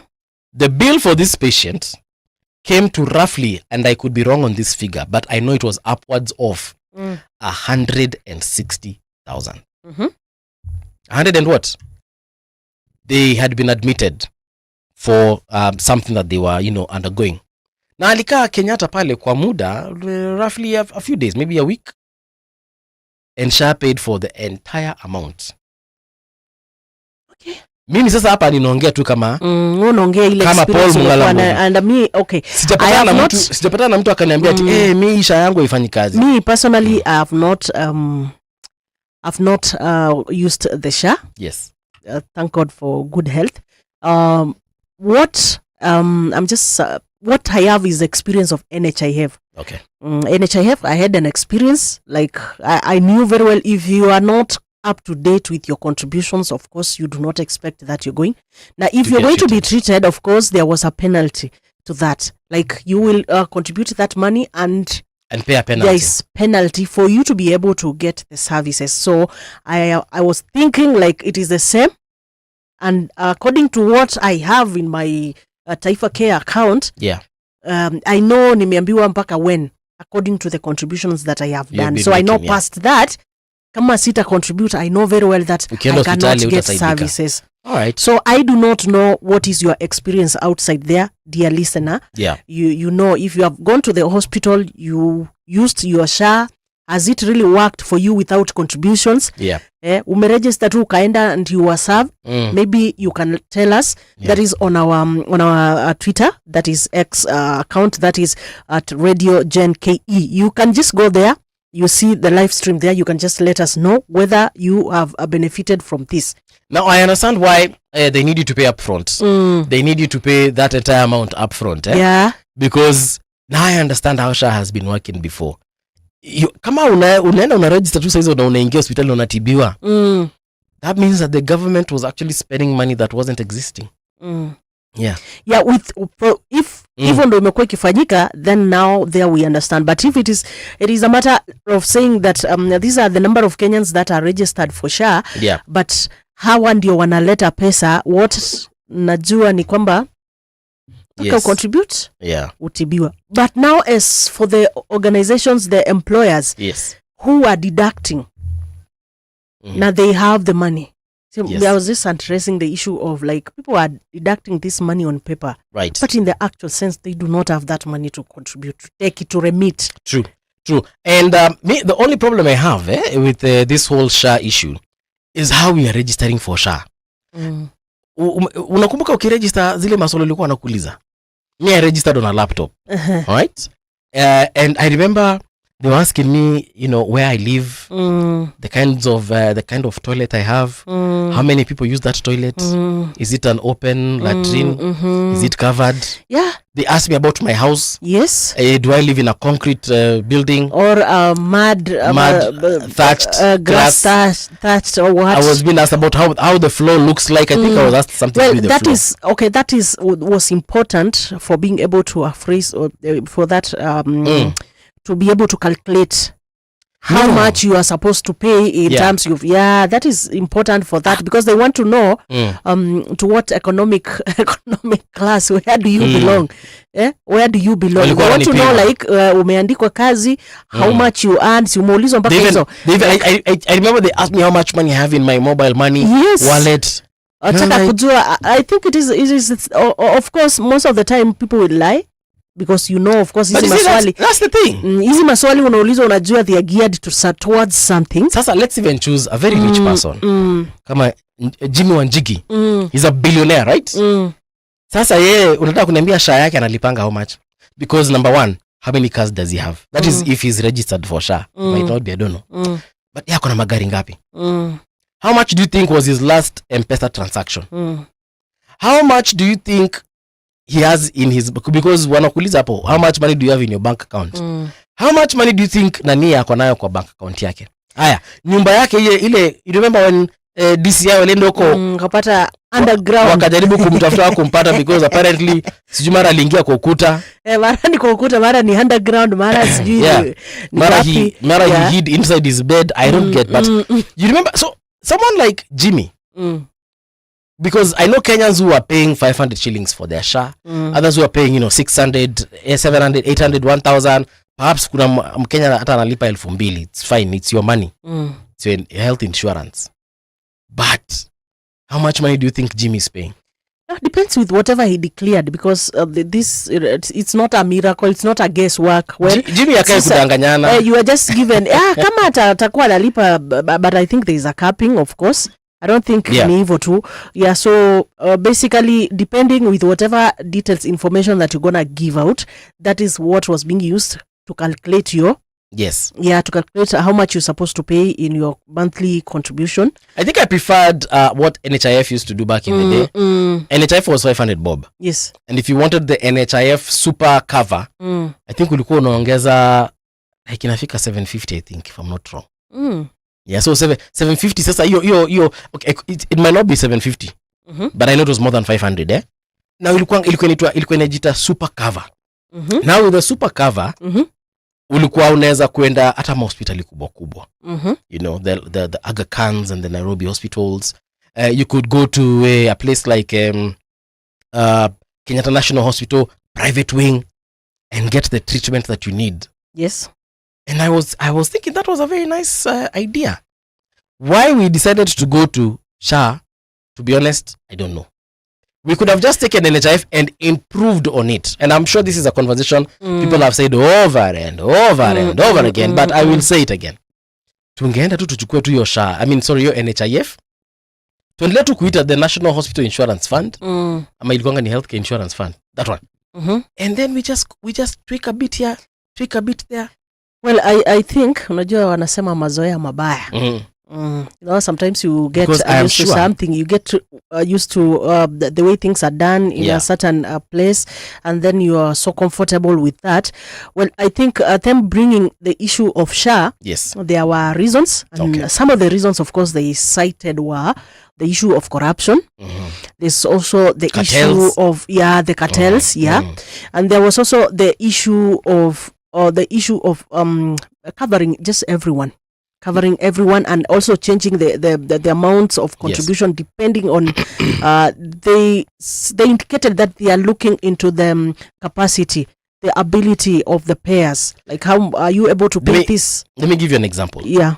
So let's say you were paying 500 shillings for SHA. What is Coca-Cola? Right? Let's just say you're paying 500 shillings Yes. for SHA, Okay. right?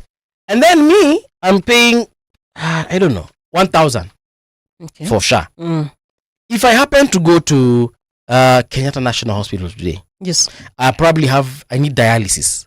And you are paying 500 Kumbuka unalipa 500 You also need the same dialysis. Are we going to get different treatment? No, same. See the problem now? Same, but you But know, I'm paying 1,000, you're paying 500. yes, that is now what we call, is it equity? There's equity. No. It's a matter of ability. Yes. Yes, your ability. Yes, your ability, my ability. Just same applies to even the taxation system of our country. Aya. So because Yes. sometimes you have rich people, utapata ile pesa analipa, you pay kulingana na what you have. Aya. Tuseme tuna earn out of the same salary. Yes. 20,000. Yeah. Wewe umeenda pale SHA umesema wamekuuliza zile maswali, choo yako inakaje? Nyumba unaishi iko wapi?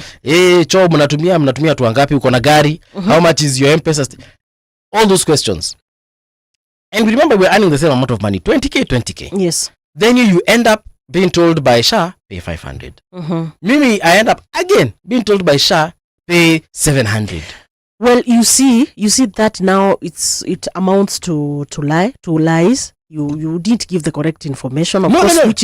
which is also Let's just say to very minute. You know what a minute disparity is? A minute disparity is maybe unaishi Githurai 44 na mimi naishi Githurai 45. Unaget?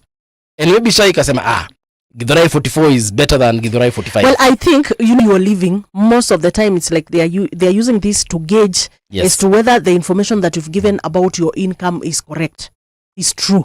You know because sometimes you will find yourself lying. Kwamba imagine, how do you live in Runda, right? Paying all those big, na unajua utaulizwa kama ni nyumba yako ama ni ya kukodesha, ama unaishi na relative. Yes. So how do you live? How do you afford to pay a rent in Runda?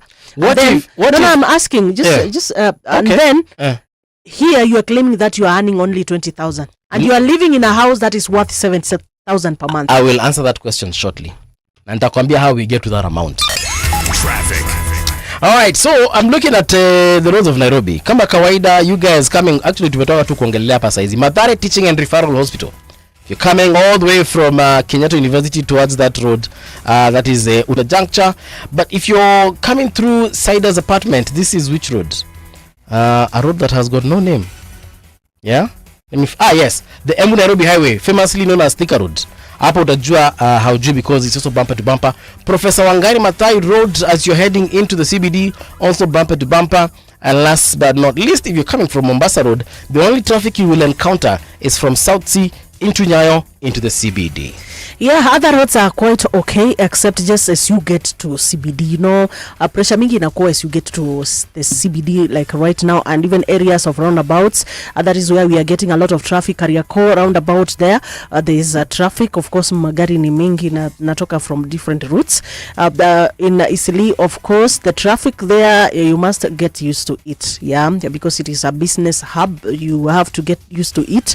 Magari unakutana nayo huko yanabeba mabeli ya manguo, a lot of things, so we must appreciate a business. Well, upande wa Jogoo Road, I'm seeing that road is also quite okay, except up to until City Stadium roundabout, and even as you head towards town, that area by there is also full of activities. There are a lot of businesses happening there, so you just have to understand. Well, Mombasa, things